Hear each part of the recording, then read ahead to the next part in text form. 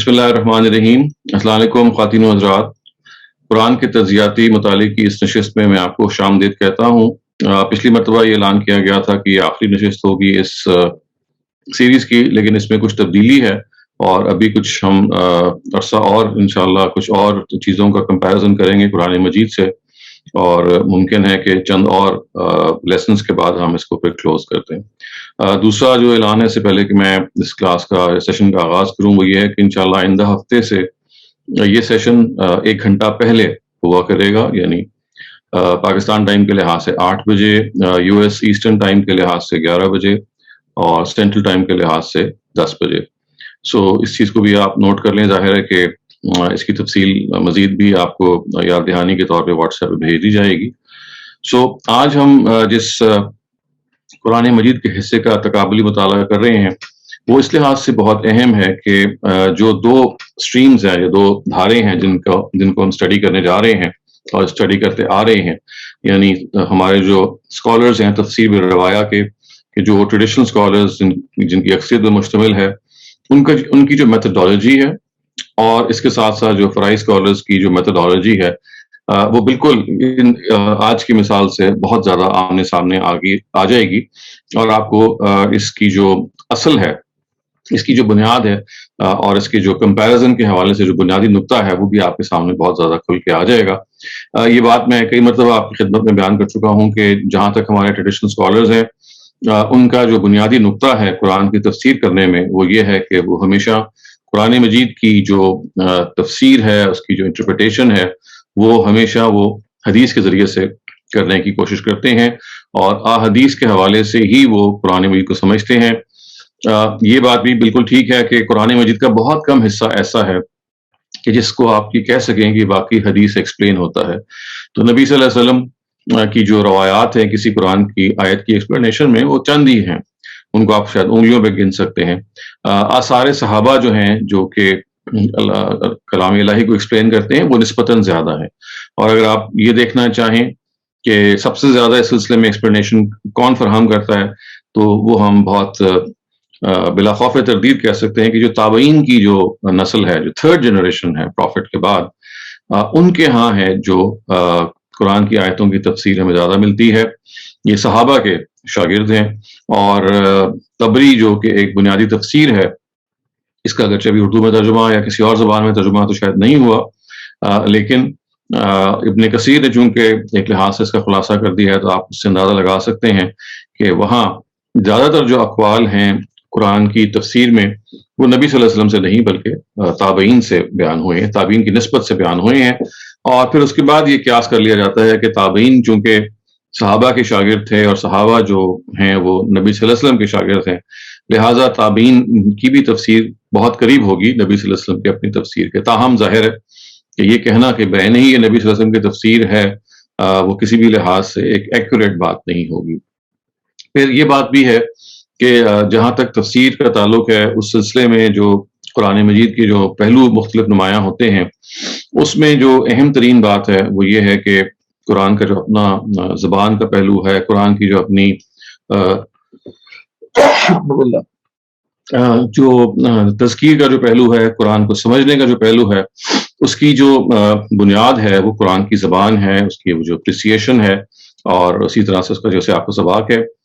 ये कलाम को समझने के फितरी असूल हैं कि आप किसी कलाम को जब समझते हैं तो उसके जो दाखिली एस्पेक्ट्स हैं, उनको आप कैसे समझें।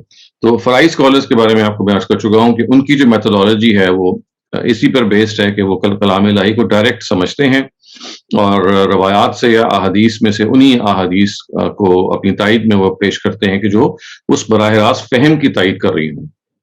अगर वो बराह रास्त फ़हम की तायद नहीं कर रही, या किसी वजह से उसके खिलाफ खड़ी हैं, तो फिर उनको काबिल लिहाज नहीं समझा जाता। तो इस तरह से आप जान सकते हैं कि एक अप्रोच में आप कुरान को हदीस के ज़रिए से समझ रहे हैं, और दूसरी अप्रोच में आप कुरान को बराह रास्त समझ रहे हैं, और हदीस जो है वो एक सेकेंडरी मकाम पे खड़ी है इस लिहाज से। तो यहाँ जो आज आपको मिसाल दी जाएगी वो इससे भी ज़्यादा स्टार्क है, और वो ये है कि किस तरह से हमारे यहाँ बाज़ दफ़ा जो रवायती स्कॉलर्स हैं, अगरचे वो ये बयान करते हैं बात को कि कुरान मजीद के खिलाफ किसी रवायत को कबूल नहीं किया जाएगा, और हम हर रवायत को कुरान की शरह समझेंगे, لیکن آج جو ہم حصہ پڑھیں گے تو اس میں آپ یہ دیکھیں گے کہ نہ صرف یہ کہ وہ قرآن مجید کے حوالے سے روایت کو قبول کر رہے ہیں، بلکہ قرآن مجید کے مطلب سے جو اپوزٹ مطلب نکلتا ہے، بلا خوف تردید یہ بات کہی جا سکتی ہے، لغت کے حوالے سے کہی جا سکتی ہے، تو اس سے اپوزٹ مطلب لے رہے ہیں۔ اور اس میں امام شافعی کا جو میں آپ کے سامنے نقطہ نظر بیان کر چکا ہوں کئی مرتبہ، امام شافعی یہ بات بہت دفعہ اپنی کتاب، یعنی بہت مرتبہ اس کو ہم نے ریپیٹ کیا، تو انہوں نے اپنی کتاب جو رسالہ ہے، رسالہ آپ سمجھ لیجیے کہ اصول الفقہ کی جو اولین کتابوں میں سے اس کا شمار ہوتا ہے، تیسری صدی ہجری کے شروع میں یا دوسری صدی ہجری کے اواخر میں اس کی تصنیف کی امام شافعی نے، اور 3 مرتبہ اس کتاب کو انہوں نے ریوائز، تیسری مرتبہ جب ریوائز کیا انہوں نے، تو انہوں نے کہا کہ یہ میرا فائنل ایڈیشن ہے۔ اس میں انہوں نے یہ بات بیان کی ہے کہ روایت جو ہے اگر وہ سند کے ساتھ ثابت ہے، سند کے لحاظ سے وہ درست ہے، تو پھر اگر وہ قرآن کے خلاف بھی آپ کو کوئی بات سمجھ میں آ رہی ہے، تب بھی روایت کو ایکسیپٹ کیا جائے گا، کیونکہ ہمارا جو فہم ہے وہ چوک سکتا ہے اور ہمارے فہم کی جو کوتاہی ہو سکتی ہے، لیکن یہ نہیں ہو سکتا کہ ایک صحیح روایت جو ہے وہ قرآن کے خلاف پڑے۔ کہتے ہیں یہ ممکن نہیں ہے، اگر آپ کو نہیں سمجھ میں آ رہی ہے، آپ کو اپیرنٹلی نہیں لگ رہا، تو یہ آپ کا قصور فہم ہے، آپ کے فہم کی کمی ہے اور کوتاہی ہے۔ سو یہ جو آج جیسے میں نے عرض کیا کہ ہم مقام پڑھیں گے، اس سے ہی بالکل بات واضح ہو جائے گی کہ امام شافعی کی جو یہ بات ہے، اسی کو ہمارے مفسرین نے پھر کیری آن کیا، اور جس طرح سے تفسیر کی ہے اس آیت کی جو آج ہم پڑھیں گے، اس میں آپ یہ دیکھیں گے کہ وہ قرآن مجید کے مطلب کے بالکل اپوزٹ ہے، لیکن اس کو ایکسیپٹ اس لیے کیا گیا ہے کہ وہ ایک روایت ان کے خیال میں بیان کر رہی ہے، اور حدیث جو ہے وہ اگر صحیح طریقے سے بیان کر لی جائے اور اس میں کوئی جرا نہ ہو، تو پھر اس کو ہمیشہ ترجیح دی جائے گی۔ اور جن احادیث کو آج ہم پڑھیں گے، وہ احادیث بھی آپ دیکھیں گے کہ وہ بخاری میں بیان ہوئی ہیں، جس کے بارے میں دعویٰ کیا جاتا ہے کہ اصح الکتاب بعد القرآن، قرآن کے بعد جو سب سے صحیح کتاب ہے۔ تو میرا اشارہ آپ سب کے لیے آج کی جو نشست ہے اور آج کی جو سیشن ہے، وہ سورہ بنی اسرائیل کی پہلی آیت جس میں واقعہ معراج بیان ہوا ہے، اس ضمن میں ہے، اور اس کو ہم اب آج تفصیل سے دیکھتے ہیں۔ اور جیسے میں نے عرض کیا کہ یہ ایک ایسا مطالعہ ہوگا کہ جو آپ کو بالکل ٹھیک سمجھا دے گا کہ کیسے تفسیر بالروایا کے جو اسکالرز جو ہیں، وہ اپنی تفسیروں میں اپنی اپروچ کے لحاظ سے they are true to their approaches, and I mean they are sincere towards their approaches, and اس سے you can have a very good idea of how they proceed in interpreting the Quranic words. So آئیے ہم اپنے اس مطالعے کا بھی آغاز کرتے ہیں۔ یہ جو قرآن کی پہلی ہی سورہ بنی اسرائیل کی پہلی آیت ہے، اور یہ واقعہ اسرا کو بیان کرتی ہے۔ اس کا جو ترجمہ ہے اور اس کا جو عربی متن ہے، اس کو ہم پہلے پڑھتے ہیں۔ سب سے پہلے ہم اس کو مفتی شفیع صاحب کے تفسیر سے پڑھیں گے، جو ان کا ترجمہ پہلے درج کرتی ہے اور بعد میں ان آیتوں کی تفسیر کرتی ہے۔ اس کے الفاظ یہ ہیں کہ بسم اللہ الرحمن الرحیم، سبحان الذی اسری بعبدہ لیلا من المسجد الحرام الى المسجد الاقصى الذی بارکنا حولہ لنریہ من آیاتنا انہ هو السمیع البصیر۔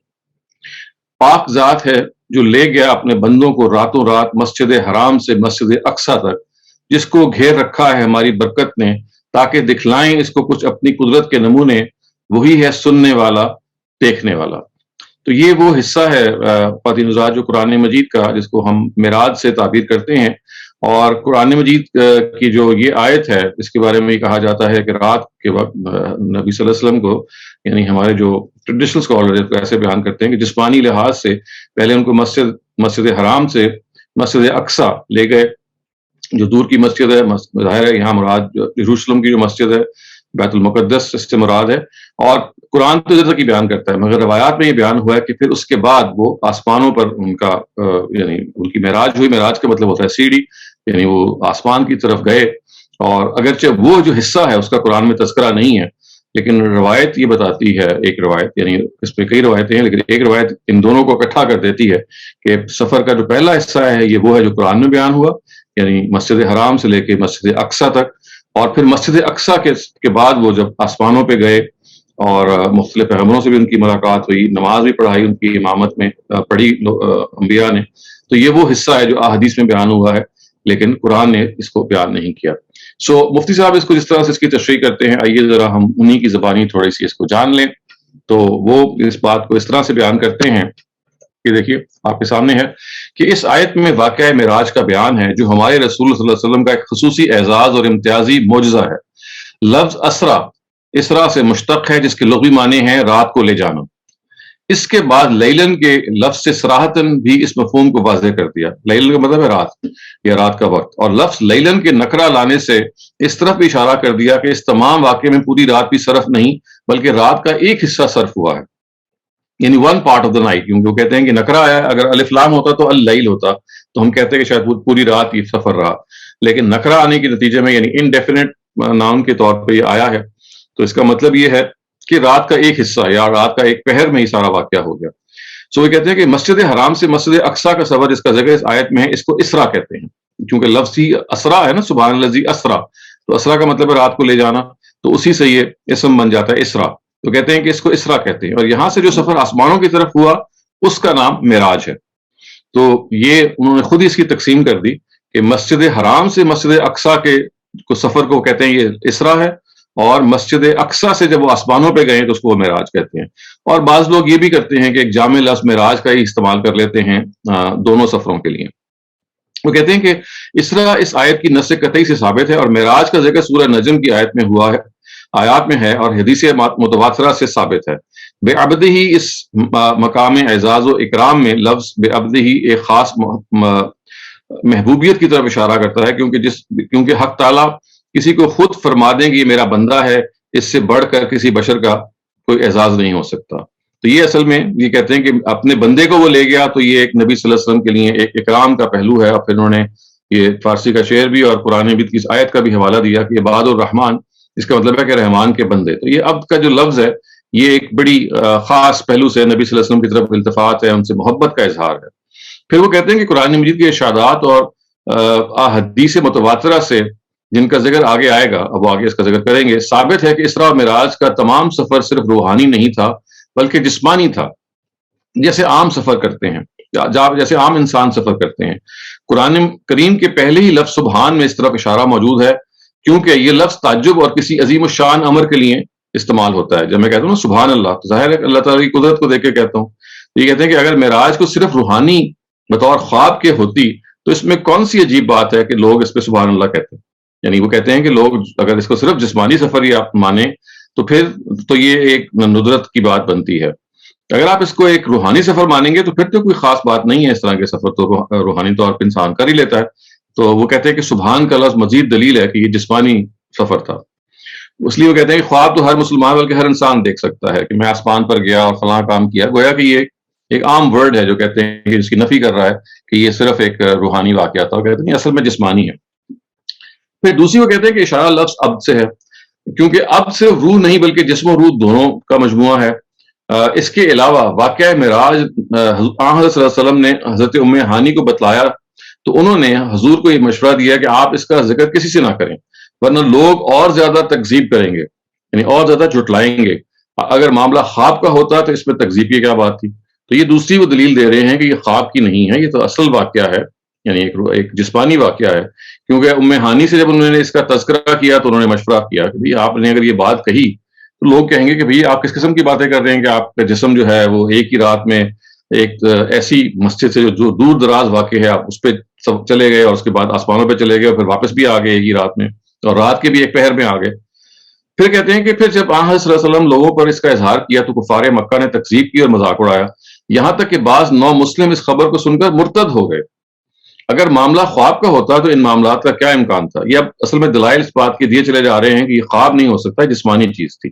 پہلا انہوں نے جو دلیل دی ہے وہ آپ کو بتایا کہ وہ اس لفظ سے دی کہ سبحان کا جو ورڈ ہے وہ اس لیے آیا ہے کہ آپ جب کہتے ہیں نا کہ سبحان اللہ یا خدا کی شان کو بیان کرنے کے لیے آیا، تو خدا کی شان تو اسی سے نمایاں ہوگی کہ آپ اس کو ایک خواب کا سفر نہ مانیں بلکہ جسمانی سفر مانیں. کیونکہ خواب میں تو انسان کا آسمان پہ جانا کوئی اچھمبے کی بات نہیں ہے، لیکن فزیکلی اگر اللہ تعالیٰ اٹھا کے لے جاتے ہیں تو ایک اچھمبے کی بات ہے. پھر وہ کہتے ہیں کہ عبد کا جو ورڈ ہے وہ روح اور جسم دونوں کے لیے بولا جاتا ہے. جب میں کہوں بندہ تو بندہ ہی ہوگا نا، اس کا مطلب وہ روح اور جسم دونوں کا مرکب ہوگا. یہ تو نہیں کہا جا سکتا کہ وہ روح کو میں لے گیا صرف جسم کو لے گیا. تو کہتے ہیں اس سے بھی یہ معلوم ہوتا ہے کہ روح اور بدن دونوں کو لے گئے تو اس کا مطلب یہ ایک جسمانی چیز ہے. پھر وہ ظاہر ہے کہ انہوں نے کچھ اور تفصیل کی ہے، اور اس تفصیل کے بارے میں وہ یہ کہتے ہیں کہ اگر ہم قرآن مجید کی جو اس سچویشن کو یا اس نریشن کی طرف دیکھیں تو یہ بھی ہم دیکھ سکتے ہیں کہ اللہ تعالیٰ کی نے کہ پیغمبر کی تکذیب اگر لوگ کرتے اور مذاق اڑاتے اور ان کو روکا گیا اس چیز سے، تو وہ تبھی روکا گیا ہوگا نا کہ وہ اگر فزیکلی اس سفر پہ گئے ہیں. اگر فزیکلی سفر پہ نہیں گئے تو پھر کیا ضرورت تھی ام ہانی کو ان کو یہ مشورہ دینے کی کہ آپ یہ لوگوں کے سامنے بیان نہ کریں. پھر وہ کہتے ہیں کہ قرآن مجید میں ایک آگے آیت آ رہی ہے. یہ آیت میں آپ کو تفصیل سے اس کی بھی پس منظر بھی بتاتا ہوں. یہ آیت 60 ہے، اسی سورہ کی آیت نمبر 60 ہے. اس کو وہ کوٹ کرتے ہیں. وہ کہتے ہیں کہ جمہور امت کے نزدیک آیت قرآن وما جعلنا الرؤیا التي اریناک میں رؤیا سے مراد رویت ہے، مگر اس کو بلفظ رؤیا جو اکثر خواب دیکھنے سے استعمال ہوتا ہے تعبیر کرنے کی وجہ یہ ہو سکتی ہے کہ اس معاملے کو تشبیہ کے طور پہ رویا کہا گیا کہ اس کی مثال ایسی ہے جیسے کوئی خواب دیکھ لے، اور اگر رویا کے معنی خواب ہی کے لیے جائیں تو پھر یہ بھی کچھ بعید نہیں کہ واقعہ معراج جسمانی کے علاوہ پہلے یا پیچھے یہ معراج روحانی بطور خواب بھی ہوئی ہے. اس لیے عبداللہ بن عباس اور حضرت عائشہ ام المومنین سے اس واقعے کا خواب میں ہونا منقول ہے اور وہ بھی اپنی جگہ صحیح ہے، مگر اس سے یہ لازم نہیں آتا کہ معراج جسمانی نہ ہوئی ہو.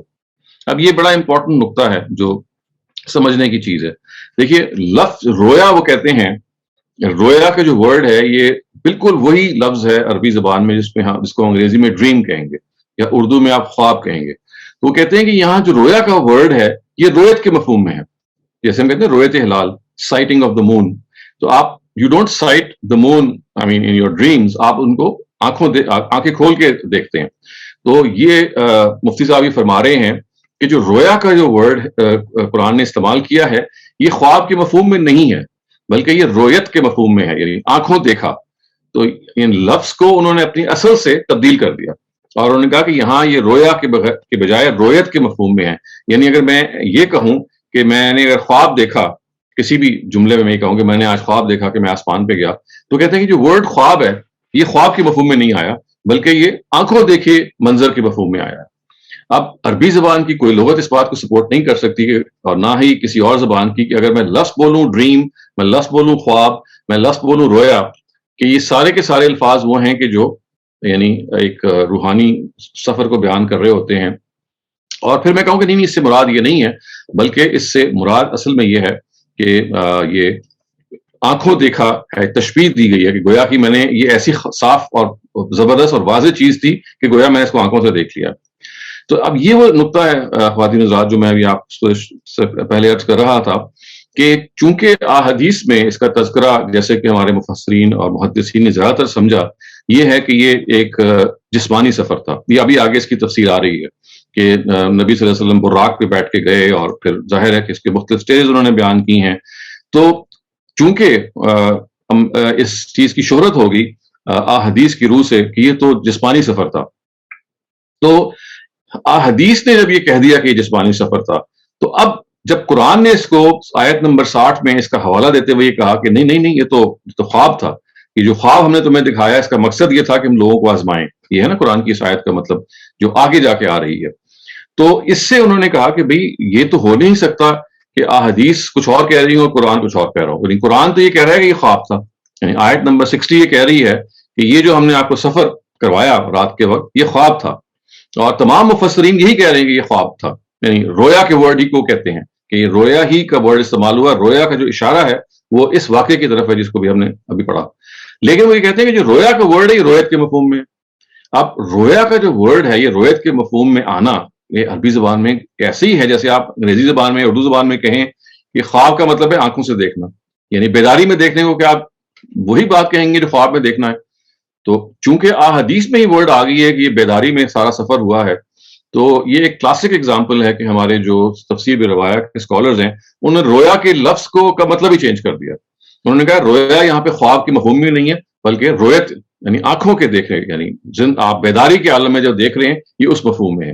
بیداری کے عالم میں جب آپ دیکھتے ہیں تو قرآن مجید کیا عربی لغت کیا کسی بھی کلام عرب میں کوئی بھی نظیر آپ نہیں تلاش کر سکتے کہ آپ رویا کے ورڈ کو بیداری کے عالم میں دیکھنے کے مفہوم میں استعمال کر سکیں. یہ لغت کے استعمالات کے کلام عرب کے تمام جو جتنے بھی لغت کی پہلو کی چیزیں ہیں اس کے خلاف ہے. لیکن چونکہ احادیث نے یہ بتا دیا کہ جو سفر جو ہے وہ بظاہر ایک جسمانی سفر تھا، تو اب ہمارے محدثین اور اس اپروچ کے لوگ اس بات پہ مجبور ہو گئے کہ شاید ہم میں کچھ سمجھنے میں چوک ہو رہی ہے اور قرآن کے لفظ کا مطلب جو ہے وہ محض خواب نہیں ہے کیونکہ رفع تو خوابی کا ہے، رویا کا مطلب یہ ہوتا ہے. تو کہتے ہیں نہیں نہیں، یہاں رویا کا جو ورڈ ہے یہ آنکھوں کے دیکھنے سے آیا ہے، رویت کے مفہوم میں. تو آپ جیسے رویت ہلال کی میں نے آپ کو مثال دی، تو آپ آنکھوں سے دیکھتے ہیں. تو انہوں نے لفظ کے مطلب کو چینج کر دیا، کیونکہ احادیث سے اس سے پھر وہ دونوں کے دونوں آپس میں کولوکیٹ کر جاتے ہیں، ریکنسائل کر جاتے ہیں. کہ احادیث تو یہ کہہ رہی ہیں کہ جسمانی طور پہ اللہ تعالیٰ کے پیغمبر کو لے جایا گیا، اور یہ قرآن کی جو آیت یہ کہہ رہی ہے کہ رویا میں کام ہوا، یعنی رویا کا مطلب ہے خواب. اب وہ کہتے ہیں ایسا تو نہیں ہو سکتا کہ قرآن اور حدیث میں تضاد ہو، تو ضرور قرآن کو سمجھنے میں غلطی ہوتی ہے. تو قرآن جب یہ کہتا ہے خواب ہے، تو اصل میں اس کا مطلب خواب نہیں ہے، بلکہ خواب کی تشبیہ دی جا رہی ہے، اور اصل میں مراد یہ ہے کہ آنکھوں سے دیکھا، بیداری میں دیکھا. پھر آپ نے دیکھا کہ مفتی صاحب نے ایک اور کام کیا. انہوں نے کہا کہ دیکھیے عبداللہ ابن عباس اور حضرت عائشہ جو ہیں وہ تو یہ کہتے ہیں کہ یہاں پہ رویا کا مطلب رویا ہی ہے، رویا کا مطلب رویا ہی ہے، مطلب کیا ہے؟ خواب ہی ہے. اور وہ کہتے ہیں اگر یہ مان لیا جائے تو کوئی عجب نہیں کہ پھر ہم مان لیں کہ یہ کسی وقت کی سفر خواب میں بھی ہوا تھا، لیکن اس آیت میں جس کی طرف بیان کیا جا رہا ہے وہ یہ بیان کیا جا رہا ہے کہ نہیں، یہ ایک جسمانی سفر تھا. تو اب یہ مجبوری پیدا ہوگی نا کہ وہاں پہ بھی ایک حدیث آ گئی. اگر وہ حدیث نہ آتی کہ یہ ایک روحانی سفر بھی تھا، کیونکہ حضرت عائشہ کی، امیر معاویہ کی، عبداللہ ابن عباس کی اور بعض اور صحابہ کی رائے ہے کہ روحانی سفر ہے. لیکن چونکہ زیادہ شہرت اس حدیث کی ہوگی جو انس بن مالک سے ہے، جو زیادہ تر بخاری نے روایتیں قبول کی ہیں، اور بھی بعض صحابہ سے ہے، یہ 4 صحابہ سے روایت ہے، تو ان میں چونکہ شہرت اس بات کی ہوگی کہ جسمانی سفر تھا، تو اب یہ مسئلہ پیدا ہو گیا کہ حدیثیں دو باتیں بیان کر رہی ہیں. یعنی بعض روایتیں یہ بیان کر رہی ہیں کہ یہ جسمانی سفر تھا، اور یعنی بظاہر یہ بیان کر رہی ہیں، اور بعض روایتیں یہ بیان کر رہی ہیں، جیسے مفتی صاحب نے خود ہی اس کی طرف اشارہ کر دیا کہ نہیں، عائشہ کی جو روایت ہے، اور یا یوں سمجھ لیں حضرت عائشہ کی جو رائے ہے اس ضمن میں، اور عبداللہ ابن عباس کی جو رائے ہے اس ضمن میں، اور اسی طریقے سے امیر معاویہ کی جو رائے ہے وہ یہ ہے کہ یہ روحانی سفر تھا. تو اب وہ کہتے ہیں کہ یہ حدیثیں جو ہیں یہ اب روحانی کو بھی بیان کر رہی ہیں، جسمانی کو بھی بیان کر رہی ہیں. چنانچہ وہ اس کی تقسیم یہ کریں گے کہ جسمانی بھی ہوا ہے اور روحانی بھی ہوا ہے. وہ کہتے ہیں کوئی عجب نہیں کہ روحانی بھی ہوا ہو.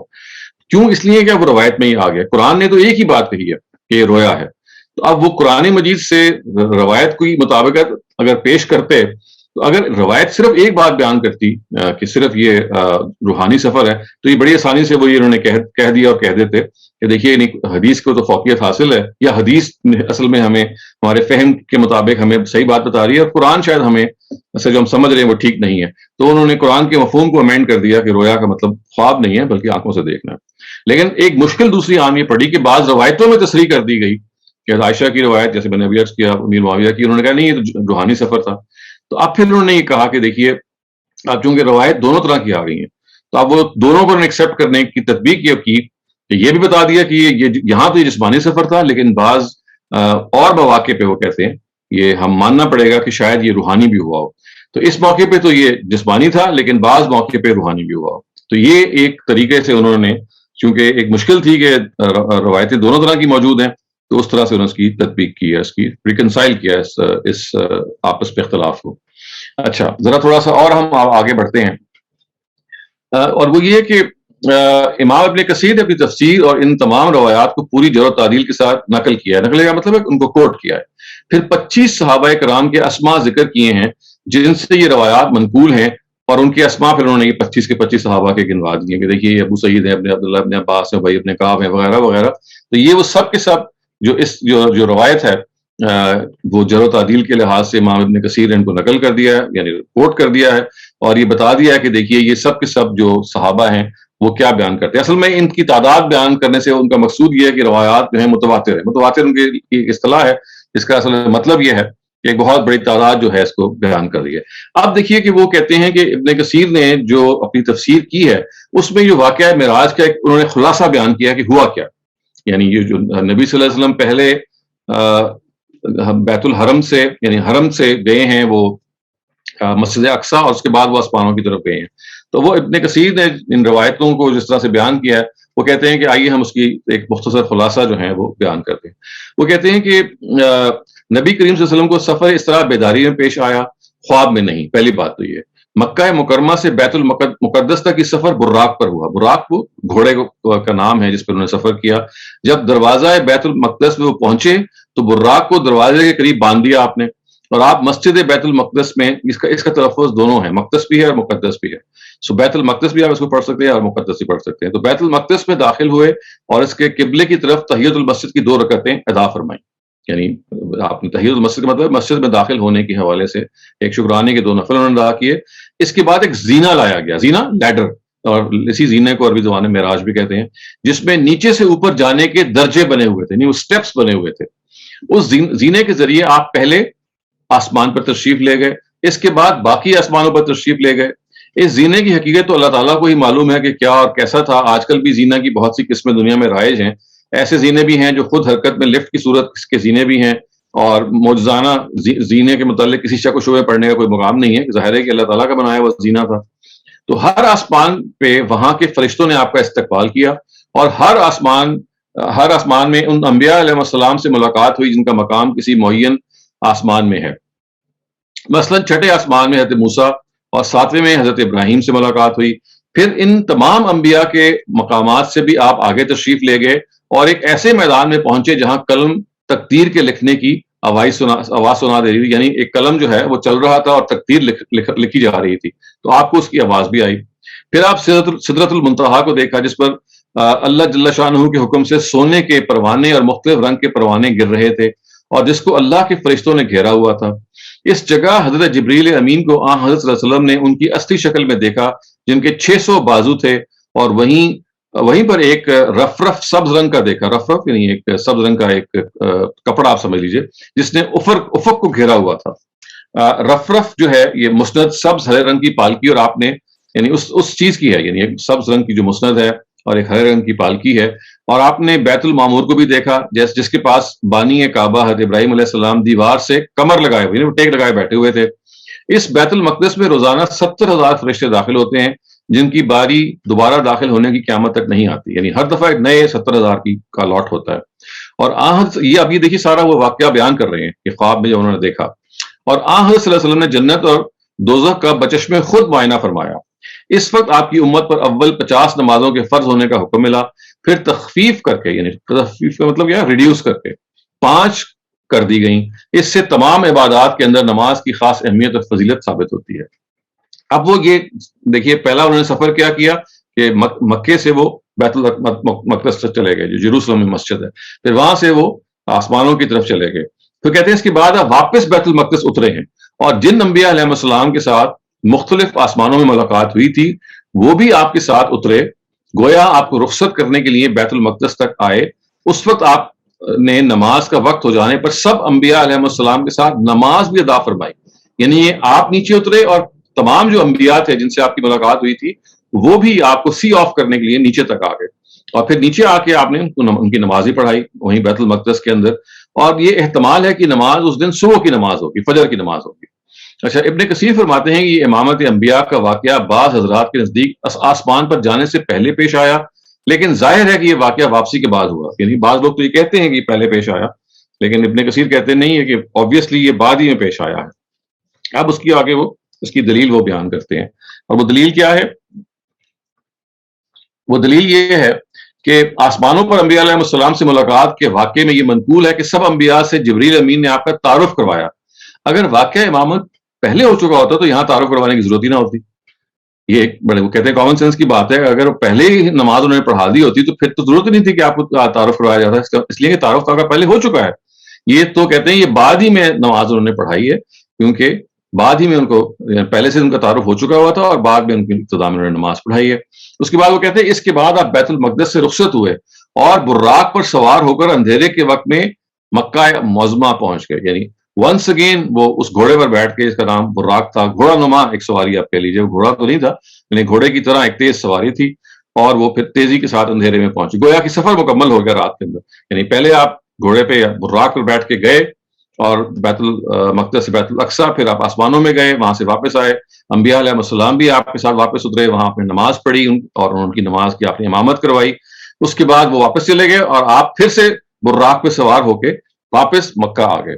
اب آگے جو کچھ وہ بیان کر رہے ہیں اس کو ہم فی الحال ابھی پڑھ نہیں رہے، کیونکہ وہ کہتے ہیں کہ غیر مسلم نے اس کی گواہی دی ہے اس واقعے کی. وہ کیا اس کی نوعیت ہے اس کو آپ دیکھ سکتے ہیں. ہمارے سے اس وقت ہماری جو بحث ہے اس وقت اس کی براہ راست کوئی لنک نہیں ہے، اس لیے میں اس حصے کو آگے چھوڑ کے ذرا آگے بڑھ رہا ہوں. اصل میں جو ہرقل کا جو واقعہ ہے انہوں نے وہ بیان کیا, جو ابو سفیان جب وہاں گئے ہیں ہرقل کے پاس, تو اس کے بارے میں انہوں نے کہا ہے کہ بھئی اگر یہ واقعہ پیش آیا ہے تو یہ نبی جو ہے یہ سچا, یہ لہٰذا یہ جھوٹ نہیں بول سکتے. یہ اس کی تفصیل ہے جو آپ بعد میں دیکھ سکتے ہیں. آپ ذرا تھوڑا سا آگے دیکھیے کہ وہ مسجد حرام اور مسجد اقصیٰ کے حوالے سے کیا بات بیان کرتے ہیں. وہ یہ کہتے ہیں کہ حضرت ابو ذر غفاری فرماتے ہیں کہ میں نے رسول اللہ صلی اللہ علیہ وسلم سے دریافت کیا کہ دنیا کی سب سے پہلی مسجد کون سی ہے, تو آپ نے فرمایا مسجد حرام, پھر آپ نے کہا مسجد اقصیٰ. تو یہ اب مسجد حرام اور مسجد اقصیٰ کی تھوڑی سی انہوں نے تعریف کی ہے, اس کی جو تفصیل ہے وہ بیان کی ہے. اس کو بھی آپ آرام سے بعد میں پڑھ سکتے ہیں. لیکن اب وہ کہتے ہیں کہ جو آیت میں آگے جا کے ایک ذکر ہوا ہے نا کہ بارکنا حولہ, کہ ہم نے ایسی مسجد یعنی مسجد اقصیٰ تک آپ کو لے گئے کہ جس کی ہم نے آس پاس کی چیز ماحول کو برکت دی ہوئی تھی. اس سے کیا مراد ہے, اب اس کی تفصیل کر رہے ہیں. پوری سرزمین شام ایک حدیث میں ہے کہ اللہ تعالیٰ نے عرش سے دریائے فرات تک مبارک بنائی ہے, اور اس میں سے فلسطین کی زمین کو تقدس سے خاص عطا فرمایا کیونکہ وہیں پہ مسجد اقصیٰ موجود ہے. اس کی برکات دینی بھی ہیں اور دنیاوی بھی ہیں. دینی برکات تو یہ ہے کہ وہ تمام انبیاء سابقین کا قبلہ اور تمام انبیاء کا مسکن اور مدفن ہے, اور دنیاوی برکات اس کی سرزمین کا سرسبز ہونا ہے. یعنی اس کی جو روحانی برکات کیا ہے کہ جتنے بڑے انبیاء ہیں وہ سب وہاں پہ دفن ہوئے ہیں, اور اس کی جو دنیاوی جو بینیفٹس ہیں وہ یہ ہے کہ بہت ہی زیادہ زرخیز زمین ہے. تو یہ ان کی اس کی وہ تفصیل ہے جو تھوڑی سی وہ بتاتے ہیں. اس کے بعد ظاہر ہے کہ اس تفصیل کے بعد ان کی بات جو ہے وہ مکمل ہو جاتی ہے, اور وہ اس بات کا خلاصہ یہ بیان کرتے ہیں کہ اصل میں یہ ایک اللہ تعالیٰ کی طرف سے معجزہ تھا کہ اللہ تعالیٰ جو ہیں وہ لے گئے اللہ اپنے پیغمبر کو, انہوں نے مسجد اقصیٰ تک لے گئے. وہاں کی زمین جو جس کی برکتوں کا ذکر ہے وہ ان برکتوں سے نبی صلی اللہ علیہ وسلم جو ہیں ان کو دکھایا جائے. الفاظ میں کہ لوریا ہو من آیاتنا آگے جا کے آتا ہے, اور پہلے یہ ہے کہ بارکنا حولہ, یعنی مسجد اقصیٰ کا جو حول ہے اس کا مطلب ہے جو اس کی سراؤنڈنگز ہیں ان کو بہت برکت دی, سبز و شاداب بنایا, اس کا مشاہدہ کروایا, اور پھر آسمانوں پہ وہ کہتے ہیں لے گئے. اگرچہ آسمانوں کا جو ذکر ہے اس روایت پہ موجود نہیں, قرآن کی اس آیت پہ موجود نہیں ہے, لیکن وہ حدیثوں میں موجود ہے. تو اس سے آپ یہ دیکھ سکتے ہیں کہ کیسے انہوں نے اپنے اس پورے کی پوری بات کو ایک تفصیل سے بیان کیا کہ دیکھیے یہ سفر ہر حال میں جسمانی سفر ہے, کیونکہ اگر تعالیٰ سبحان اللہ جب ہم کہیں گے, کیونکہ شروع سورہ یہاں سے ہوئی نا کہ سبحان الذی اسریٰ بعبدہ, پاک ہے وہ ذات, بلند ہے وہ ذات, تو یہ تبھی کہا جائے گا کہ جب وہ کوئی معجزہ ان سے رونما ہوگا. پھر انہوں نے کہا کہ دیکھیں عبد کا جو ورڈ ہے یہ روح اور جسم دونوں کے لیے بولا جاتا ہے. پھر انہوں نے کہا کہ دیکھیے یہ حضرت ام ہانی نے جو نبی صلی اللہ علیہ وسلم کو روکا کہ آپ اس واقعے کو نہ بیان کریں, لوگ جو ہیں فتنہ بنائیں گے, تو یہ تبھی ہو سکتا ہے نا کہ یہ واقعہ جو ہے جسمانی طور پر پیش آیا ہو, کیونکہ خواب اگر آپ نے بیان کیا ہوتا تو یہ تو کوئی چمبے کی بات نہیں ہے. خواب تو آپ دیکھ سکتے ہیں کہ آسمانوں پہ گئے. تو یہ ان کی جو بظاہر 2 دلیلیں یا 3 دلیلیں انہوں نے یہاں بیان کی. لیکن آپ اگر دقت نظر سے مطالعہ کریں گے اور تفصیل سے دیکھیں گے تو آپ کو یہ محسوس ہوگا کہ جو اگلی بات انہوں نے کی وہ اصل میں فیصلہ کن ہے. اور وہ بات یہ تھی, وہ کہتے ہیں کہ دیکھیے یہ جو آیت 60 ہے, یعنی یہ جو ہم نے پڑھی ہے یہ آیت نمبر 1 ہے, آیت 1 آف سورہ بنی اسرائیل. آیت 60 جو ہے وہ اس طرف اشارہ کر رہی ہے کہ وہ جو ہم نے تمہیں رویا دکھایا تھا وہ لوگوں کی امتحان کے لیے دکھایا تھا, لوگوں کی آزمائش کے لیے دکھایا تھا. اب درمیان میں 59 ورسز ہیں, ظاہر ہے اس میں کچھ اور باتیں بیان ہوئی ہیں, میں اس کی بھی آگے تفصیل آپ کو بتاتا ہوں. لیکن تمام ہمارے جو مفسرین ہیں, چاہے وہ فرائی اسکالرز ہوں اور چاہے وہ ہمارے جو ٹریڈیشنل اسکالرز ہیں, وہ سب یہ کہتے ہیں کہ آیت 60 میں جو ورڈ رویا آیا ہے وہ اصل میں اسی اسرا کے جو واقعے کی طرف اشارہ ہے کہ یہ رویا تھا جو پیش آیا. اب جو ہمارے ٹریڈیشنل اسکالرز ہیں وہ یہ کہتے ہیں کہ یہ رویا کا ورڈ استعمال تو ہو گیا, آتا تو یہ خواب کے لیے ہے, لیکن یہ یہاں خواب کے لیے استعمال نہیں ہوا بلکہ یہ بیداری کے لیے استعمال ہوا ہے, بیداری میں دیکھنے کے لیے استعمال ہوا ہے. گویا انہوں نے لفظ کا مطلب چینج کر دیا, اس لیے کہ احادیث جو ہیں زوردار طریقے سے یہ کہہ رہی ہیں کہ یہ تو جسمانی طور پہ ہوا ہے, اور چونکہ بعض احادیث دوسری بھی آ گئی ہیں جو یہ کہتی ہیں کہ روحانی طور پہ ہوا ہے, تو اب ان کو یہ مجبوری پیش آئی کہ کیسے ہم اگر اصرار کریں گے کہ جسمانی ہے اور روایتیں بھی بعض کہہ رہی ہیں کہ جسمانی نہیں ہے, تو ان کو اس کی انہوں نے مزید تطبیق یہ کر دی کہ نہیں یہاں تو یہ اصل میں اسی مفہوم میں بیان ہوا ہے کہ جسمانی ہے. البتہ چونکہ اس لفظ کے اندر گنجائش موجود ہے کہ یہ خوابی کے مفہوم میں ہو, تو دیکھیے انہوں نے کہا کہ یہ پھر کسی اور وقت بھی ہوا ہوگا, لیکن اس وقت پھر یہ خواب میں ہوا ہوگا. اور اسی وجہ سے حضرت عائشہ اور امیر معاویہ اور عبداللہ ابن عباس اور بعض اور صحابہ جو ہیں وہ کہتے ہیں کہ یہ روحانی ہے. تو اس طرح سے انہوں نے اپنے پورے کے پورے تانا بانا ایک بنا اور یہ بتایا کہ دیکھیے یہ خدا کی طرف سے ایک معجزانہ بات تھی. اور جیسے کہ انبیاء علیہ السلام کو مختلف معجزے دیے گئے, تو اصلاً یہ جو معراج کا واقعہ ہے یہ بھی نبی علیہ السلام کا ایک معجزہ تھا, ایک میراکولس جرنی تھی جو ان کو دی گئی تاکہ ان کی نبوت کے حوالے سے, ان کی جو شان کے حوالے سے لوگوں کو بتایا جائے. اور پھر ظاہر ہے کہ اس کی تفصیلات ہیں. اس وقت چونکہ ہمارا موضوع روایت نہیں ہے, روایت ہم جب کسی وقت موقع ہوگا تو اس کو پڑھیں گے, تو اس میں پھر آپ کو یہ معلوم ہوگا کہ ان روایتوں کے اندر پھر بہت ساری تفصیلات ہیں, جیسے کہ مفتی صاحب نے بھی اشارہ کیا, یہ بھی تفصیلات ہیں کہ جنت اور جہنم کا ان کو مظاہرہ کرایا گیا, ان کو دیدار کرایا گیا. اب ایک کوشچن جہاں پہ یہ بھی پیدا ہوتا ہے کہ جنت اور جہنم نے تو وجود میں آنا ہے قرآن کے اپنے قول کے مطابق, تو وقت سے پہلے وہ وجود میں کیا لائی گئی اور پھر نبی صلی اللہ علیہ وسلم کو ان کا مشاہدہ کرایا گیا. اور اسی طریقے سے جیسے آپ نے پڑھا کہ وہ 7 آسمانوں پر گئے اور مختلف انبیاء سے ان کی ملاقات ہوئی, اور 8ویں یعنی 7ویں آسمان سے بھی وہ بیونڈ چلے گئے, اور وہاں جو بیونڈ گئے تو انہوں نے قلم کی جو آواز تھی, جو تقدیر لوگوں کی لکھ رہا تھا قلم, اور کارکنان نے قضاء و قدر اللہ کے حکم سے وہ تقدیر لکھ رہے ہوں گے, تو اس کی آہٹ بھی آپ نے سنی, اور پھر آپ کا واپسی پہ سفر ہوا, پھر آپ نے تمام انبیاء کی امامت کروائی. یہ خود یہ ثابت کر رہا ہے کہ نبی صلی اللہ علیہ وسلم جو ہیں وہ تمام انبیاء کے سردار ہیں, کیونکہ امامت انہوں نے کرائی. تو یہ اس پورے کے پورے واقعے کو وہ نبی صلی اللہ علیہ وسلم کا ایک معجزہ, ان کی برتری vis a vis the rest of the prophets کو ثابت کرنے یا بیان کرنے کے لیے یہ ہمارے ٹریڈیشنل اسکالرز ہیں جو اس کی تفصیل کرتے ہیں. اب میں یہ چاہتا ہوں کہ آپ کے سامنے جو فرائی اسکالرز کی جو رائے ہے اور جو اس کے مقابل میں کھڑی ہے, اور وہ رائے آپ پڑھیں گے تو خود بخود آپ کو سمجھ میں بھی یہ بھی آ جائے گی کہ کیسے وہ اس پرانی رائے پہ تنقید کرتے ہیں, اور یہ کہتے ہیں کہ کسی بھی لحاظ سے ہم عربی زبان کے لفظ کو تبدیل نہیں کر سکتے, اور جو کچھ بھی اس میں بیان ہوا ہے وہ کس طرح سے, اگر سبحان کا ورڈ جو ہے وہ استعمال ہوا ہے تو وہ کس چیز کی نفی کے لیے استعمال ہوا ہے, اور یہ کہ پورے کا جو پورا یہ جو واقعہ ہے یہ اصل میں اشارہ کس چیز کی طرف کر رہا ہے, یعنی مسجد یعنی قبلہ سے, یعنی آپ سمجھ لیں کہ مسجد حرام سے مسجد اقصیٰ جانے کی کیا پہلو تھا. ہماری عام جو ٹریڈیشنل اسکالر ہیں وہ تو بیان نہیں کرتے, وہ تو جو واقعہ معراج کا والا حصہ ہے, یعنی جب آپ گئے ہیں from Masjid Aqsa to the skies to the heavens, وہ بیان کرتا ہے. لیکن یہ نہیں بیان کرتا کہ براق پر بیٹھ کے جب آپ ایک مسجد سے دوسری مسجد میں گئے ہیں تو اس کا کیا پہلو تھا. تو یہ وہ تفصیل ہے جو تھوڑی سی اب آپ کو فرائی اسکالرز کے سامنے سے کہ ان کے جو تفصیل سے نمایاں ہوگی. میں چاہتا ہوں کہ یہ مختصراً آپ اس کو بھی دیکھ لیں اور آپ تقابل خود کر سکیں گے. تو یہ استاذ امین احسن اصلاحی کی تفسیر کا کچھ حصہ ہے, ترجمہ ہم اس کو آپ دیکھ چکے ہیں, یہ کم و بیش وہی ہے جو آپ کے سامنے میں پڑھ بھی دیتا ہوں بلکہ اس کو. تو وہ کہتے ہیں کہ پاک ہے وہ ذات جو اپنے بندے کو لے گئی ایک شب مسجد حرام سے دور والی مسجد تک, جس کے ارد گرد کو ہم نے برکت بخشی تاکہ ہم اس کو اپنی کچھ نشانیاں دکھائیں. بے شک سمیع و بصیر وہی ہے, یعنی اللہ ہی سمیع و بصیر ہے.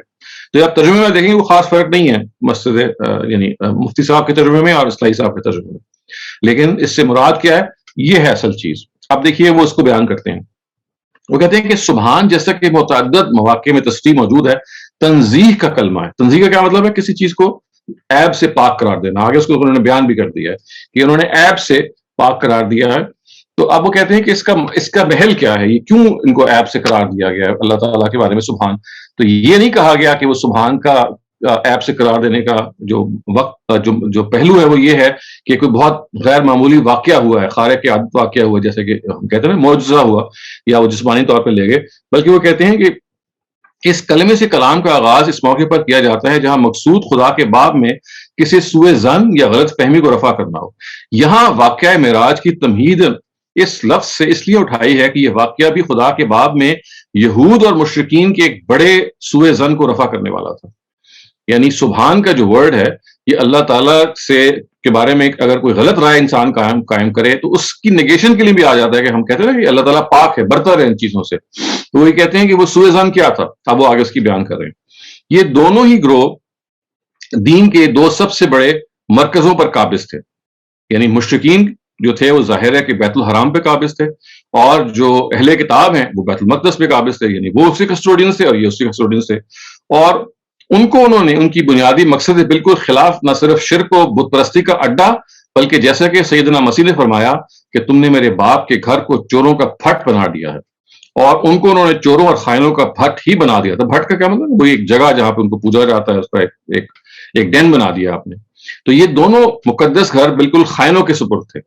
یعنی اصل میں جو یہ تمثیل وہ بیان کر رہے ہیں وہ یہ ہے کہ دیکھیے نبی صلی اللہ علیہ وسلم کا جو سفر ہے، ابھی تو ظاہر ہے قرآن مجید نے تو آسمان والا حصہ بیان نہیں کیا، قرآن نے تو وہی حصہ بیان کیا ہے کہ ایک مسجد سے دوسری مسجد تک نبی صلی اللہ علیہ وسلم کو لے جایا گیا. یہ ابھی ہم تفصیل دیکھتے ہیں کہ وہ لے جانے کی نوعیت کیا ہے، لیکن وہ کہتے ہیں لے جانے سے پہلے یہ جان لیں کہ ان دونوں مسجدوں کو خواب میں یا ویسے بتانے کی ضرورت کیا تھی، اس کا تذکرہ کرنے کی کیا ضرورت تھی. تو تذکرہ کرنے کی کہتے ہیں یہ ضرورت تھی کہ جو مسجد حرام ہے وہ مشرکین کے قبضے میں تھی، ظاہر ہے کہ وہ کسٹوڈینز تھے، اور جو مسجد اقصیٰ ہے، جو سولومنز ٹیمپل آپ کہہ لیجئے یا بیت المقدس ہے، وہ اہل کتاب کے قبضے میں تھی.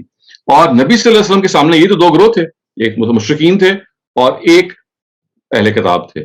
اب نبی صلی اللہ علیہ وسلم کو خواب میں یہ لے جانا، یہ دونوں چیزیں دکھانے کا مقصد یہ تھا کہ ان کو بتایا جائے کہ دیکھیے یہ دونوں جو کسٹوڈینز ہیں یہ خائن ثابت ہوئے ہیں اپنی ذمہ داریوں کے. یعنی مشرکین عرب نے بیت الحرام کی جو کے بارے میں جو وہ ان کو ذمہ داری دی گئی کہ وہ ایک اللہ کی عبادت کریں گے، اس کی بجائے انہوں نے اس کو ظاہر ہے بالکل کنٹامنیٹ کر دیا بہت سارے بتوں سے. اسی طرح سے جو مسجد اقصیٰ کے جو کسٹوڈینز ہیں وہ کون ہیں؟ وہ اہل کتاب ہیں. اگرچہ انہوں نے اس طرح کا شرک تو نہیں کیا کہ وہاں پہ بت رکھ دیے، لیکن اللہ تعالیٰ سے عہد توڑنے کی ایک پوری تاریخ ہے جو انہوں نے رقم کی، اور 1500 سال تک انہوں نے انبیاء علیہ السلام کا نہ صرف یہ کہ جو ذمہ داری انہوں نے اٹھائی تھی کہ وہ ان کے میثاق کے حوالے سے وہ ان کو فالو کریں گے، ان کو آنر کریں گے، اور آخری پیغمبر کو بھی آنر کریں گے اور اس کی نصرت کریں گے، انہوں نے کام نہیں کیا. تو دونوں اصل میں جو مسجدوں کے متولی ہیں، ان کے جو کسٹوڈینز ہیں، ان کے پہلو سے یہ سفر جو ہے وہ ایک خاص سگنیفیکنس بیان کر رہا ہے. وہ کیا سگنیفیکنس ہے اس کو پھر تھوڑا سا آگے دوبارہ ایکسپلین کرتے ہیں. اچھا، وہ یہ کہتے ہیں کہ یہ ان میں سے اس طرح اپنی منمانی کر رہے تھے کہ گویا ان گھروں کا اصلی مالک کانوں میں تیل ڈال کر اور آنکھوں پر پٹی باندھ کر سو رہا ہے، اور کبھی وہ اس کی خبر لینے کے لیے بیدار ہی نہیں ہوگا. معراج کا واقعہ، جیسے ہم نے پیچھے اشارہ کیا، اس بات کی تمہید تھا کہ اب ان گھروں کی امانت اس کے سپرد ہونے والی ہے جو اس کے اصلی مقصود کو یا اصلی مقصد کے تعمیر کو پورا کرے گا. یعنی یہ اصل میں یہ بتایا جا رہا ہے کہ یہ اب ان دونوں سے یہ چھین لیا جائے گا، مسجد حرام کی بھی جو کسٹوڈین شپ ہے اور مسجد اقصیٰ کی بھی، اور یہ نبی صلی اللہ علیہ وسلم کے سپورٹ کر دی جائے گی. تو اللہ تعالیٰ اب نے بہت ان کو مہلت دے دی ہے، بہت ڈھیل دے دی ہے. اب پاک ہے وہ ذات کہ ان کو مزید ڈھیل دے گی، بلکہ اب ان سے یہ لے گی اور نبی صلی اللہ علیہ وسلم کے سپورٹ کر دے گی. وہ کہتے ہیں کہ اسی وجہ سے جو سبحان کا جو لفظ ہے وہ آیا ہے، اور آیت کے آخر میں جو صفات آئی ہیں وہ یہ ہے کہ انہ سمیع البصیر. یعنی یہ فرما دیا ہے کہ جو نادان خدا کو نعوذ باللہ اندھا اور بہرا سمجھے بیٹھے ہیں، اب وہ کان اور اپنی آنکھیں کھولیں. اب ان کی عدالت کا وقت آ گیا ہے. حقیقی سمیع و بصیر خدا ہی ہے، اور وہ اپنے کامل علم و خبر کی روشنی میں لوگوں کا انصاف کرے گا. یعنی ان لوگوں کا انصاف کرے گا کہ جنہوں نے اللہ تعالیٰ کے ان گھروں کو ایک لحاظ سے اس کی جو ذمہ داری تھی اور اس کی جو رسپانسبلٹی تھی اس کو ادا نہیں کیا. اب وہ آگے جو تفصیل بیان کریں وہ صرف وہی ہے جو ہم پہلے ہی پڑھ چکے ہیں کہ اسرا کا جو لفظ ہے وہ رات کو لے جانے کے مفہوم میں استعمال ہوتا ہے. اب جو ہے وہ نبی صلی اللہ علیہ وسلم ہیں، اور یہ اب کا جو ورڈ ہے یہ بڑا ہی ایک دل نواز خطاب ہے جو کہ کیا گیا. پھر وہ یہ کہتے ہیں کہ یہ جو آگے آیا کہ من المسجد الحرام المسجد الاقصی الذی بارکنا حولہ، اس کے کیا پہلو ہیں؟ تو اس کی وہ تفصیل کرتے ہیں کہ مسجد حرام سے تو ظاہر ہے کہ خانہ کعبہ مراد ہے. رہی دوسری مسجد تو اس کا تعارف دو صفتوں سے کرایا گیا ہے، ایک اقصی اور دوسری الذی بارکنا حولہ. اقصی کے معنی ہے دور والی، یعنی the farther away which is not near، جو دور والی مسجد ہے. یہ مسجد حرم مکہ کے باشندوں سے جو اس کلام کے مخاطب اول ہیں کم و بیش 40 دن کی مسافت پر یروشلم میں تھی. یعنی اگر آپ وہاں پہ قافلے کی شکل میں جائیں تو ایک جو فاصلہ بیت المقدس کا اور بیت الحرام کا تھا وہ 40 ڈیز کا تھا. اس وجہ سے اس کو اقصیٰ کی صفت سے موصوف فرمایا کہ یہ ذہن میں آسانی سے یہ پتہ چل جائے. یہ نہیں کہا گیا بیت المقدس، بلکہ اشارہ کر دیا گیا دور والی مسجد. تو وہ دور والی مسجد چونکہ ایک ہی ہو سکتی ہے جو 40 دن کی مسافت پہ تھی، اس لیے کوئی اچنبھا نہیں ہے، کوئی ایمبیگوٹی نہیں تھی کہ اس سے کوئی اور مسجد مراد ہو سکتی ہے، بلکہ یہ بیت المقدس ہی اس سے مراد ہے. پھر وہ کہتے ہیں کہ جو دوسری صفت ہے وہ کیا ہے کہ الذی بارکنا حولہ. اس کا مطلب ہے کہ جس کے آس پاس کو ہم نے برکت عطا کی. وہ کہتے ہیں اس سرزمین کی طرف اشارہ کیا گیا ہے جس میں یہ مسجد واقع تھی. یہ اس سرزمین کی روحانی اور مادی دونوں قسم کی زرخیزیوں کی طرف اشارہ ہے، اور قدیم صحیفوں میں اس سرزمین کو دودھ اور شہد کی سرزمین کہا گیا ہے جو اس کی انتہائی زرخیزی کی تعبیر ہے. روحانی برکات کے اعتبار سے اس کا جو درجہ تھا اس کا اندازہ کرنے کے لیے یہ بات کافی ہے کہ جتنے انبیاء کا مولد و مدفن ہونے کا شرف اس سرزمین کو حاصل ہے وہ کسی دوسرے علاقے کو حاصل نہیں ہوا. یہ آپ دیکھیے تقریباً وہی بات ہے جو مفتی شفیع صاحب نے بھی پہلے کہی ہے کہ روحانی اور دنیاوی برکات دونوں اس کے اندر موجود ہیں. اس کے بعد دیکھیے اپنی بات کو وہ مکمل کرتے ہیں استاذ امین ناصر اصلاحی، لیکن اس مکمل کرنے سے پہلے اس کو وہ اچھی طرح سے ایکسپلین کرتے ہیں کہ یہ جو کہا گیا نا کہ نُرِیَہُ مِنْ آیاتنا، کہ ہم نے ان کو دور والی مسجد کی طرف لے جائے، اور وہ لے جانے کا مقصد یہ تھا کہ ان کو ہم اپنی نشانیاں دکھائیں.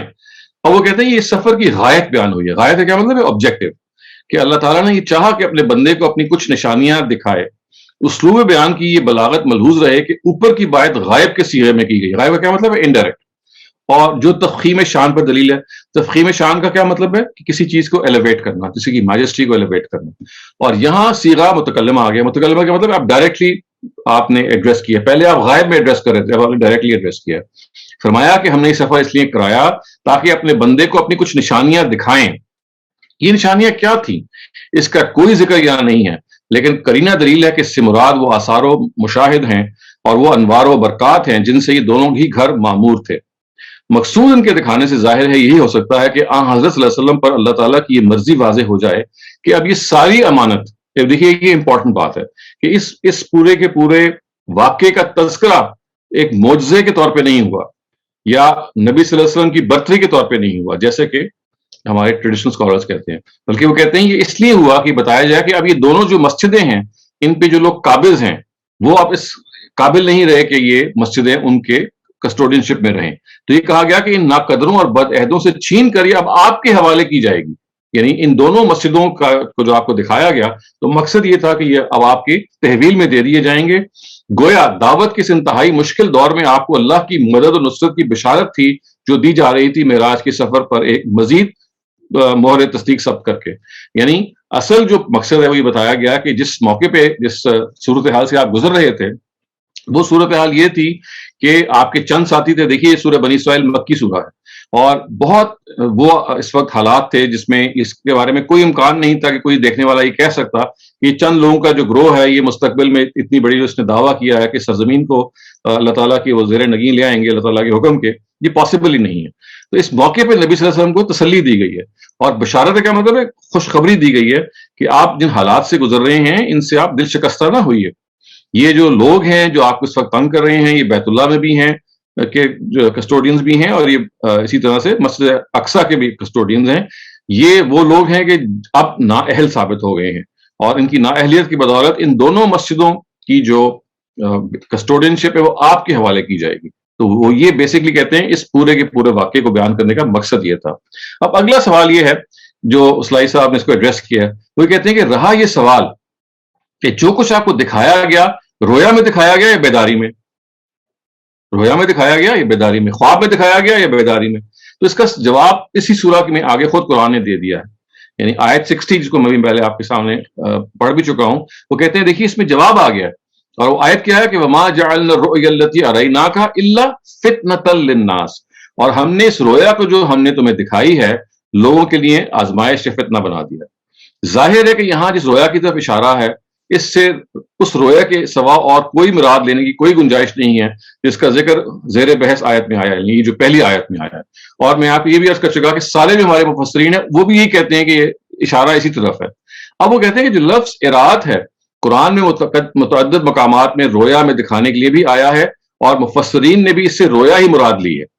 یہ امپورٹنٹ بات ہے. یعنی یہ مفسرین بھی کہتے ہیں یہ رویا ہی ہے، لیکن وہ کیا کہتے ہیں کہ رویا سے مراد خواب نہیں بلکہ یہاں آنکھوں سے دیکھنا ہے، بیداری میں دیکھنا ہے. اس وجہ سے اس کا رویا ہونا، اب یہ اصلاحی صاحب اس کو ایکسپلین کر رہے ہیں، اس وجہ سے اس کا رویا ہونا تو اپنی جگہ بالکل واضح ہے اور مسلم بھی ہے. لیکن یہ بات یاد رکھنی چاہیے کہ رویا کو خواب کے معنی میں لینا کسی طرح صحیح نہیں ہے.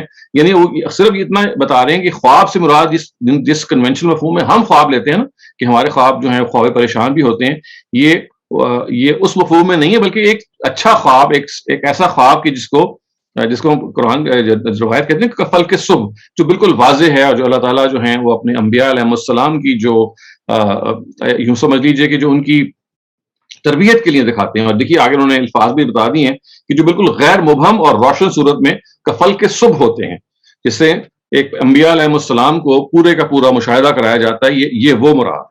تو اس طرح سے انہوں نے یہ بتایا کہ دیکھیے یہ جو سبحان الذی اسریٰ بعبدہ کی جو آیت ہے یہ نبی صلی اللہ علیہ وسلم کے معجزے کو بیان کرنے یا انبیاء علیہ السلام کی جیسے بیان کیا گیا نا ان کی نماز پڑھائی گئی، تو اس کو بیان کرنے کے سلسلے میں یہ نہیں آیا، بلکہ یہ بتانے کے لیے آیا کہ یہ دونوں مسجدیں جن کا سفر آپ کو کرایا گیا، ایک مسجد میں تھے پھر آپ کو دوسری مسجد دکھائی گئی، تو آپ کو اس پرمہن دور میں، اس مکی دور میں کہ جب آپ مشکلات سے گزر رہے تھے، آپ کو کوئی نظر نہیں آ رہا تھا اپنا فیوچر، تو آپ کو یہ تسلی کے لیے بتایا جا رہا ہے کہ دیکھو یہ جو تو اس وقت آپ جن حالات سے گزر رہے ہیں اسے آپ دل شکستہ نہ ہوں، ان سے آپ دل نہ ہاریں، یہ دونوں کی دونوں مسجدیں یہ الٹیمیٹلی آپ کے قبضے میں آ جائیں گی، اس لیے کہ ان کے جو متولی ہیں، ان کے جو کسٹوڈینز ہیں، they have not proven to the task that was given to them. They have not proven themselves worthy of the task. لہٰذا اب یہ ان سے لے لی جائے گی اور آپ کے سپورٹ کر دی جائے گی۔ اور قرآن مجید نے چونکہ اس ورڈ کو رویا کے مفہوم میں استعمال کر دیا ہے، تو اب رویا کے علاوہ آپ کسی اور مفہوم میں اس کو لے نہیں سکتے۔ رویا کا مطلب یہ ہے ایک اسپرچل ایکسپیرینس، وہ چیز جو آپ روحانی طور پہ ایکسپیرینس کرتے ہیں۔ پھر انہوں نے یہ بتایا، وہی بات جو میں پہلے بھی ایکسپلین کر چکا ہوں، کہ سارے مفسرین بھی یہ کہتے ہیں کہ یہ رویا ہے، یہ رویا ہی ہے، لیکن وہ کہتے ہیں رویا سے مراد رویت ہے، رویا سے مراد ڈریم نہیں ہے بلکہ آنکھوں سے دیکھنا ہے۔ اس طرح سے وہ لفظ کے مطلب کو چینج کر دیتے ہیں، اور جیسے میں نے عرض کیا کہ اس کی وجہ وہی ہے کہ احادیث میں چونکہ جس طرح سے اس کا بیان ہونا آ گیا ہے ایک گروپ آف احادیث میں کہ یہ ایک جسمانی سفر تھا غالباً، اس وجہ سے یہاں انہوں نے لفظ کا مطلب ہی تبدیل کر دیا، جو اس کی کلاسیکل مثال ہے کہ وہ حدیث کی روشنی میں قرآن کو سمجھیں گے، اور حدیث چونکہ یہ ان کے نگاہ میں یہ ایک اوور یہ بتا رہی ہے کہ یہ جسمانی سفر تھا، تو اب انہوں نے اس کی تعویل نہیں کی، بلکہ انہوں نے کہا کہ قرآن کے لفظ کا مطلب ہم غلط سمجھیں، اس کا مطلب لازماً یہ ہوگا کہ وہ آنکھوں دیکھا، یعنی وہ بیداری میں کام ہوا تھا، وہ خواب یا ایک اسپرچل ایکسپیرینس نہیں تھا۔ اچھا، اس کے بعد ظاہر ایک جو سوال اور پیدا ہوتا ہے جو کسی بھی پہلو سے پیدا ہو سکتا ہے، وہ یہ ہے کہ یہ تو پہلی آیت ہے، اس کے بعد 59 آیتیں گزرتی ہیں اور 60th آیت میں اس صراحت ہوتی ہے کہ یہ جو ہم نے آپ کو رویا دکھایا، یہ لوگوں کی آزمائش کے لیے دکھایا، تو آخر یہ جو اتنی درمیان میں آیتیں آئی ہیں اس کی وجہ کیا ہے؟ کیونکہ اللہ میاں تو اگر اس کو رویا ڈکلیئر کرنا چاہ رہے تھے تو آیت نمبر 1 کے فوراً بعد اگلی آیت بتا دیتے کہ بھئی یہ جو ہم آپ کو لے کے گئے ہیں ایک مسجد سے دوسری مسجد، تو یہ خواب، یہ رویا کا کیا واقعہ ہے، یہ خواب کا واقعہ ہے۔ تو اتنی درمیان میں آیتیں گزر رہی ہیں اور پھر ایک دم سے آیت آئی ہے کہ بھئی جو ہم نے تمہیں رویا دکھایا تھا، تو اس کی بھی وجہ سمجھ لینی چاہیے، اور وہ یہ ہے کہ دیکھیے اس پورے کے پورے 59 آیتوں کے اندر بنی اسرائیل کی جو فرد قرارداد جرم ہے وہ بیان ہوئی ہے، کہ دیکھو کیسے حضرت موسیٰ کے زمانے میں جب ان کو اللہ تعالیٰ نے برتری دی اور ان کو ایک امت کی شکل میں آرگنائز کیا، اور پھر انہوں نے پے در پے بد عہدی کی۔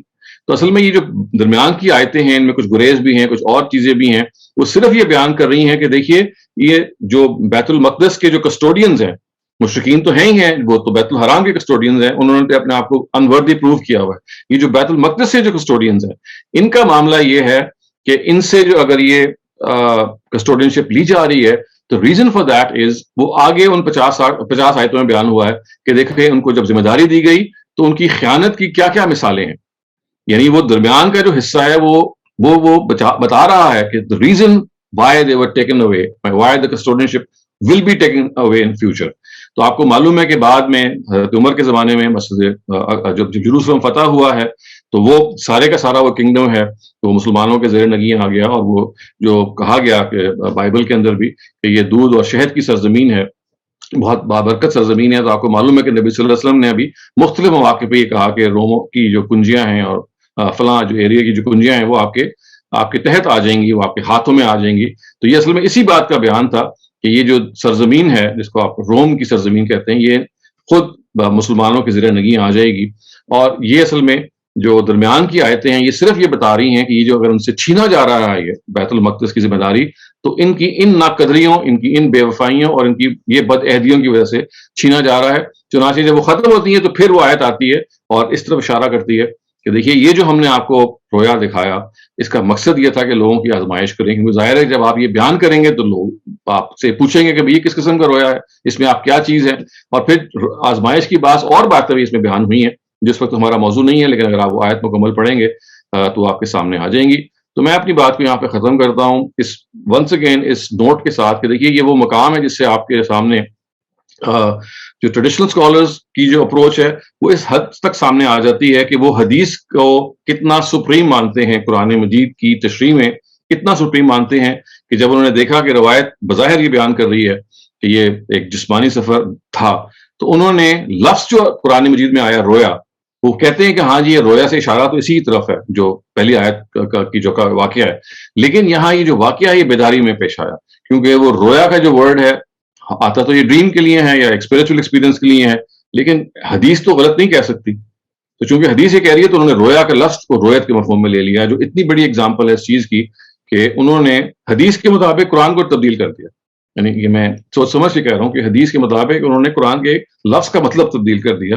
اتنا زیادہ اس چیز کا غلبہ ہے اس اپروچ کا اس چیز پر کہ ہم نے قرآن مجید کو روایت ہی سے سمجھنا ہے، جبکہ جو فرائی اسکالرز ہیں وہ اس کو سمپل طریقے سے وہ لیتے ہیں کہ لفظ رویا اپنے اصل مفہوم میں ہے ایک یہ روحانی ایکسپیرینس تھا.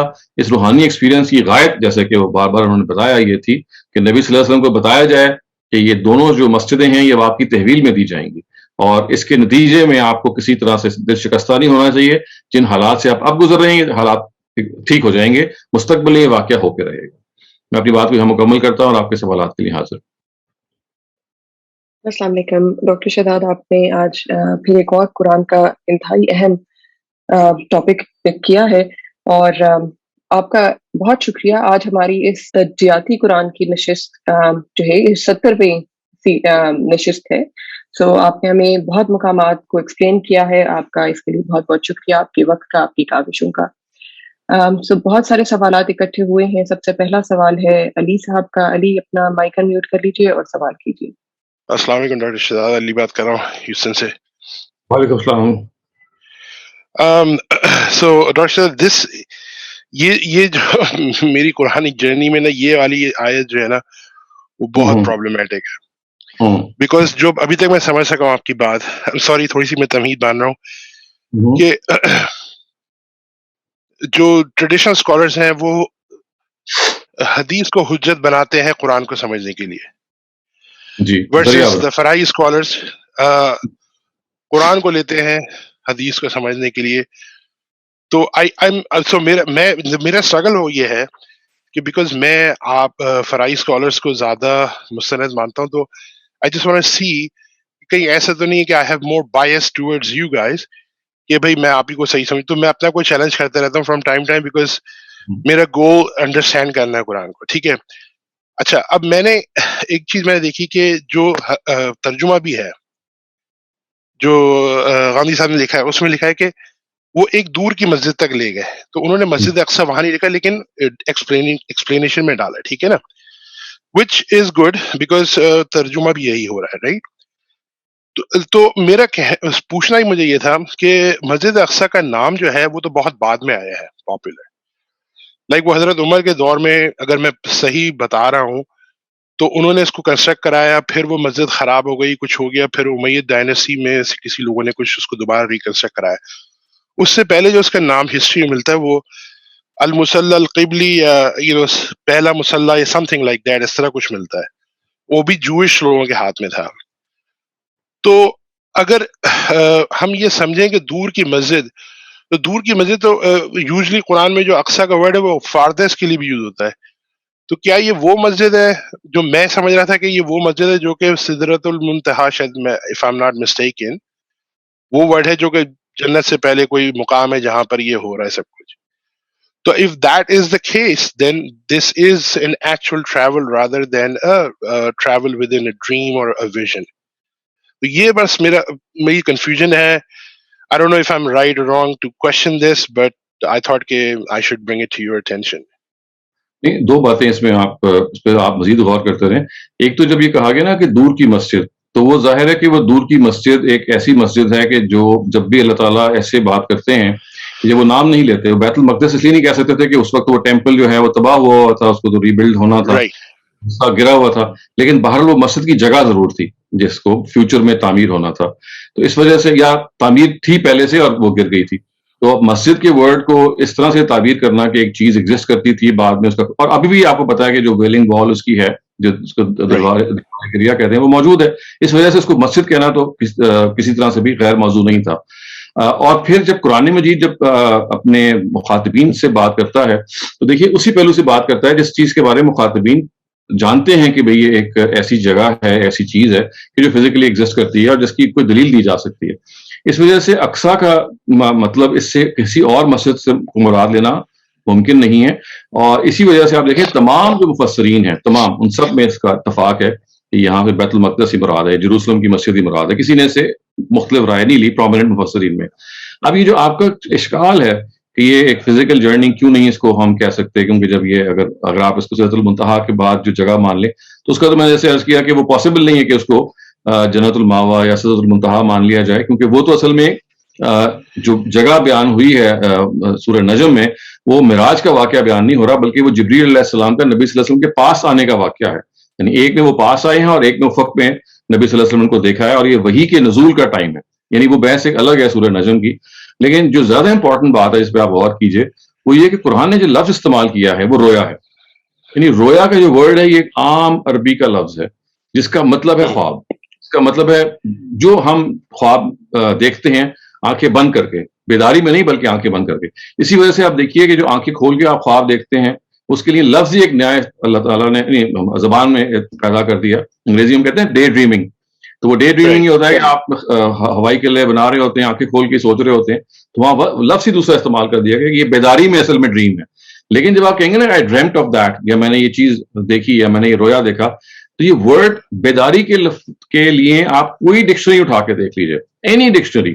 اور اگر آپ اس سے زیادہ آپ کی ہمت ہے تو آپ کلام عرب سے یا جتنی بھی بڑی ڈکشنریز ہیں جن کا آپ ترجمہ ہو گیا انگریزی میں بھی, اس میں وہ جو لٹریچر ہے اس سے وہ ایگزامپلس بھی لے کے آتے ہیں, وہ بھی دیکھ سکتے ہیں. تو یہ ایک عام عربی کا لفظ ہے جو اس کا مطلب اس سے کچھ اور ہو نہیں سکتا. اسی وجہ سے آپ دیکھیے کہ سب لوگوں نے کہا ہے کہ لفظ تو رویا ہی ہے اور مراد یہ سورہ بنی اسرائیل کی آیت ہی ہے, لیکن احادیث میں چونکہ یہ ایک فزیکل جرنی کے طور پہ آ گئی ہے تو انہوں نے یہ کہا کہ یہاں لفظ کا مطلب انہوں نے چینج کر دیا. وہ کہتے ہیں رویا کا مطلب ہے رویت, اور رویت کا مطلب ہے بیداری میں دیکھنا, جس سے رویت ہلال ہے. تو انہوں نے they had to change the meaning of the word. Otherwise, I mean, اگر آپ اس کو میننگ کو چینج نہ کرتے تو every person who knows a little bit of Arabic would know کہ بھی رویا is not something that you see from your naked eye or from your bare eyes. It is something that you see in your dream. جو چشم تصور آپ کہتے ہیں, میری آنکھ کی اس کو کہا جا سکتا ہے. تو ایک چیز جو قرآن نے کو کہہ دیا تو ہم اس کی نفی کوئی بھی نہیں کرتا کہ اللہ تعالیٰ کو یہ قدرت حاصل نہیں تھی, وہ چاہتا تو نبی صلی اللہ علیہ وسلم کو کہاں سے کہاں لے جاتا. اللہ تعالیٰ کی اس معجزے کی یہ وقوع کی نفی نہیں کی جا رہی کہ خدا یہ کر نہیں سکتے تھے. مسئلہ یہ کہ خدا نے کیا وہ تو قرآن نے بیان کر دیا, اور پھر مقصد یہ بیان کر دیا. دیکھیے کتنا ریلیٹ کرتا ہے کہ یہ دو مسجدیں ہیں کہ جس وقت آپ کے دو مخاطبین ان پہ قابض ہیں, ایک پیپل آف دا بک, ایک آئیڈالٹرز. یہ دونوں کے دونوں ہی اس وقت آپ کے مخاطب گروہ ہیں. ان مخاطب گروہ نے اللہ تعالیٰ کی ان دونوں گھروں کی ذمہ داریاں پوری نہیں کی, یہ بھی ہسٹوریکلی پروون ہے. اب یہ ذمہ داریاں کہ آپ کو دی جا رہی ہیں. تو یہ جو اس کی تعبیر ہے اس خواب کی, یہ بھی بہت سمجھ میں آتی ہے اس پس منظر میں جس پس منظر میں آپ کو وہ مشن دیا گیا. لیکن یہ سب تو باتیں ضمنی ہیں. اصل بات وہی ہے جس پہ آپ غور کرتے رہیے کہ رویا کا جو ورڈ ہے اس کو ہم رویت کے مفہوم میں کیسے تبدیل کر سکتے ہیں. How can we do that? یہ ایسے ہی ہوگا جیسے میں کہوں کہ میں آئی ڈریمٹ آف سم تھنگ, اس کا میں مطلب یہ لوں آئی سو سم تھنگ. تو to see from the naked eye and to dream, یعنی how can they be equated, یہ کوشچن ہے اصل میں. اگلا سوال ریاض صاحب آپ کا ہے, پلیز انمیوٹ یور مائک اور اپنا سوال کیجیے. السلام علیکم ڈاکٹر صاحب. جی وعلیکم السلام. ڈاکٹر صاحب لفظ اسرا جو ہے وہ مطلب قرآن میں اور بھی کئی جگہ پر استعمال ہوا ہے, جیسے حضرت موسیٰ کو کہا کہ آپ نے اسرا لوگوں کو لے کے نکل جائیں اپنے نا راتوں رات. تو عبد بھی اس میں آیا ہے, رات بھی آئی ہے. اسی طرح حضرت لوط کو بھی کہا ہے. تو اب یہاں پہ آپ بالکل ہی اس کا مطلب اگر قرآن کی دوسری آیتوں سے لیں تو یہ تو یہی بنتا ہے نا کہ جسمانی طور پہ رات کے سفر کو کہا گیا. نہیں, اصل سوال یہ ہے کہ جب قرآن نے اس کو رویا کہہ دیا تو رویا کے اندر بھی تو رات کا سفر کرایا جا سکتا ہے. مطلب میں یہ کہوں کہ میں نے خواب دیکھا کہ میں رات کو کہیں گیا تھا, تو یہ کوئی اچنبے کی بات تو نہیں ہوگی. اس وجہ سے آپ اسرا سے اپروچ جب کریں گے تو یہ ایک غلطی پیدا ہونے کا امکان ہے. آپ اپروچ وہاں سے کیجئے کہ جہاں قرآن نے اس کو ایٹریبیوٹ کیا ہے کہ یہ واقعہ بیداری میں پیش آیا کہ نہیں. تو قرآن نے اس کو کہہ دیا کہ رویا ہے, تو اگر آپ اسرا کے ورڈ پہ بھی کرتے ہیں تو یہ بعد کی چیز ہے. پہلے آپ یہ دیکھیں گے قرآن نے اس کو بیداری کا واقعہ بیان کیا یا خواب کا. اب اگر خواب کا واقعہ بیان کیا ہے تو اس کا سمپلی مطلب یہ ہوگا کہ انہوں نے خواب میں یہ دیکھا کہ وہ رات کو لے جائے گئے تھے. تو رات کو لے جانا بھی ایسی ہے جیسے میں اگر میں اپنی آنکھوں سے دیکھوں گا تب بھی میں رات کو لے جانا بالکل ٹھیک بیٹھے گا, اور آنکھیں بند کر کے خواب بھی رات کو لے جانا, یعنی وہ آنکھیں کھولنے اور بند کرنے میں اسرا کا لفظ مانے نہیں, وہ دونوں میں استعمال ہو سکتا ہے. مطلب میں خواب میں بھی رات کو جا سکتا ہوں، میں بیداری میں بھی رات کو جا سکتا ہوں. سوال یہ ہے کہ قرآن نے اس کو کیا کہا ہے. تو قرآن کے جو فرعی اسکالرز ہیں وہ یہ کہتے ہیں اور انسسٹ کرتے ہیں کہ جو جس ورڈ کو قرآن نے استعمال کیا ہے وہ آنکھوں سے دیکھنے کے مفہوم میں پوری لغت میں پورے استعمالات میں کہیں نہیں آتا. اسی وجہ سے دیکھیے میں نے آپ کو مفتی شفیع کا وہ پڑھ کے سنایا کہ وہ بھی مجبور ہو گئے ہیں کہنے پہ کہ دیکھیے بعض اور صحابہ کی بھی رائے تھی کہ یہ ایک روحانی سفر تھا یا ڈریم میں سفر تھا. عائشہ کی رائے تھی، حضرت امیر معاویہ کی رائے تھی، اور وہ اس لیے انہوں نے کہنا پڑا ان کو کہ دیکھیے کہ کوئی عجب نہیں ہے کہ یہ واقعہ کسی اور وقت خواب میں پیش آیا. تو ان کو بھی یہ اصرار مطلب یہ ماننا پڑا کہ بھئی اگر ہم نے بلیٹنٹلی کہہ دیا کہ صرف اور صرف ایک فزیکل جرنی ہے تو یہ لفظ کے ساتھ زیادتی ہو جائے گی، لفظ کا خون ہو جائے گا.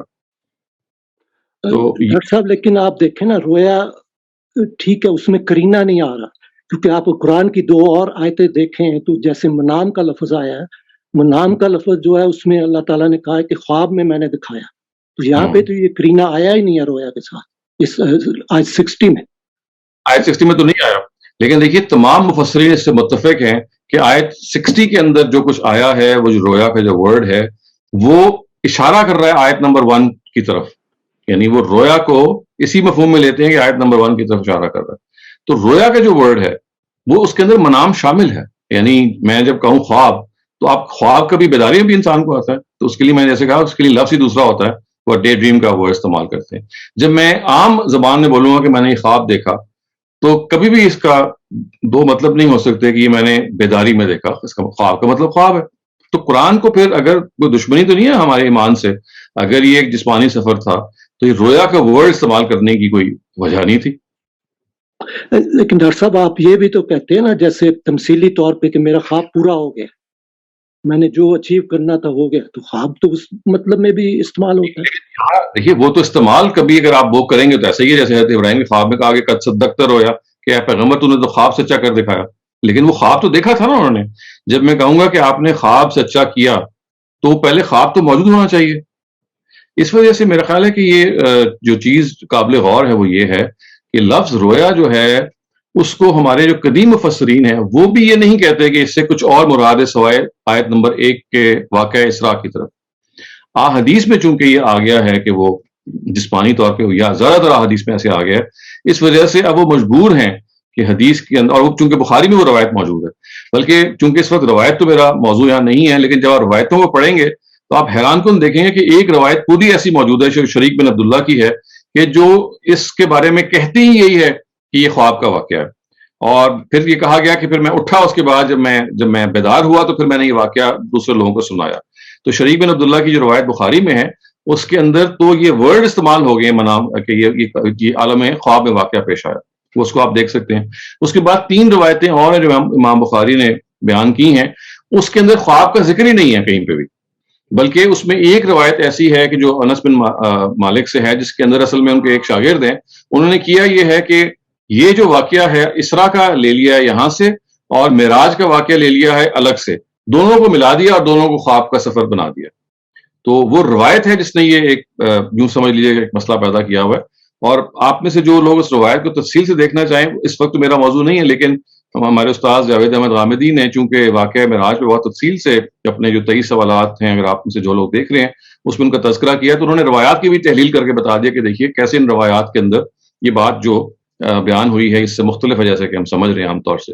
میرا تو اس وقت موضوع نہیں ہے، میرا تو اس وقت یہ موضوع ہے کہ یہ بتایا جائے کہ جس چیز کو قرآن نے اچھا دیکھیں ایک اور چیز میں آپ کو بتاتا ہوں جو میں نے ابھی اس کا اشارات میں تذکرہ بھی کیا کہ یہ جو درمیان میں جو آیتیں ہیں 59 کے قریب آیتیں جو درمیان میں آتی ہیں، پھر 60th آیت آتی ہے اور کہتی ہے کہ رویا تھی، ان کو کبھی آپ کو موقع ہو تو تفصیل سے گھر جا کے پڑھیں تو آپ یہ دیکھیں گے کہ ان آیات کے اندر بنی اسرائیل کے وہ نقض عہد کی داستان بیان ہوئی ہے. دیکھیں وہ شروع کہاں سے ہوتی ہیں، وَإِذْ آتَيْنَا مُوسَى الْكِتَابَ، یاد کرو گے جب ہم نے موسیٰ کو کتاب دی. پھر یہ کہا گیا کہ بنی اسرائیل جو ہیں لَتُفْسِدُنَّ فِي الْأَرْضِ مَرَّتَيْنِ، وہ 2 مرتبہ ادھم مچائیں گے، اور جب پہلی مرتبہ ادھم مچائیں گے تو بخت نصر کے ذریعے سے ان کا خاتمہ کیا گیا.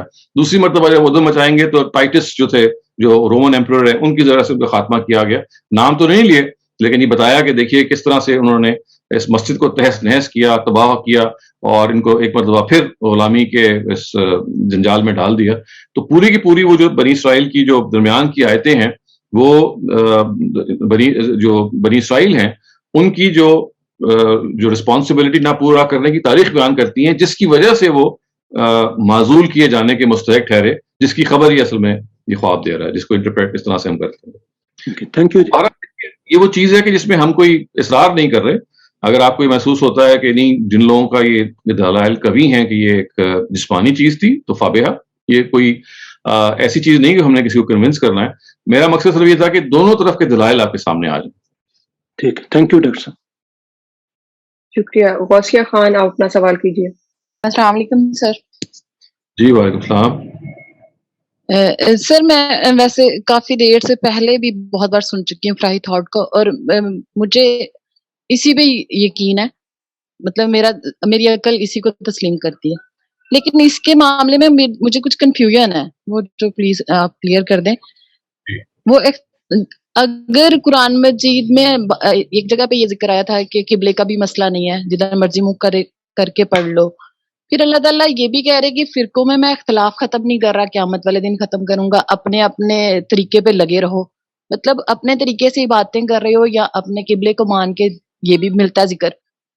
تو پھر اس کو کسٹڈی میں، مسلمانوں کی کسٹڈی میں دینے کا مقصد کیا تھا، جو ان کی خاص جگہ تھی عبادت کی؟ ایک تو میں یہ پوچھنا چاہ رہی ہوں، یہ تعبیر بتائی جا رہی ہے، اس وجہ سے کنفیوژن ہو رہی ہے. پھر کیا یہ وقتی غلبہ تھا صرف، جو اب ہمارے پاس نہیں ہے؟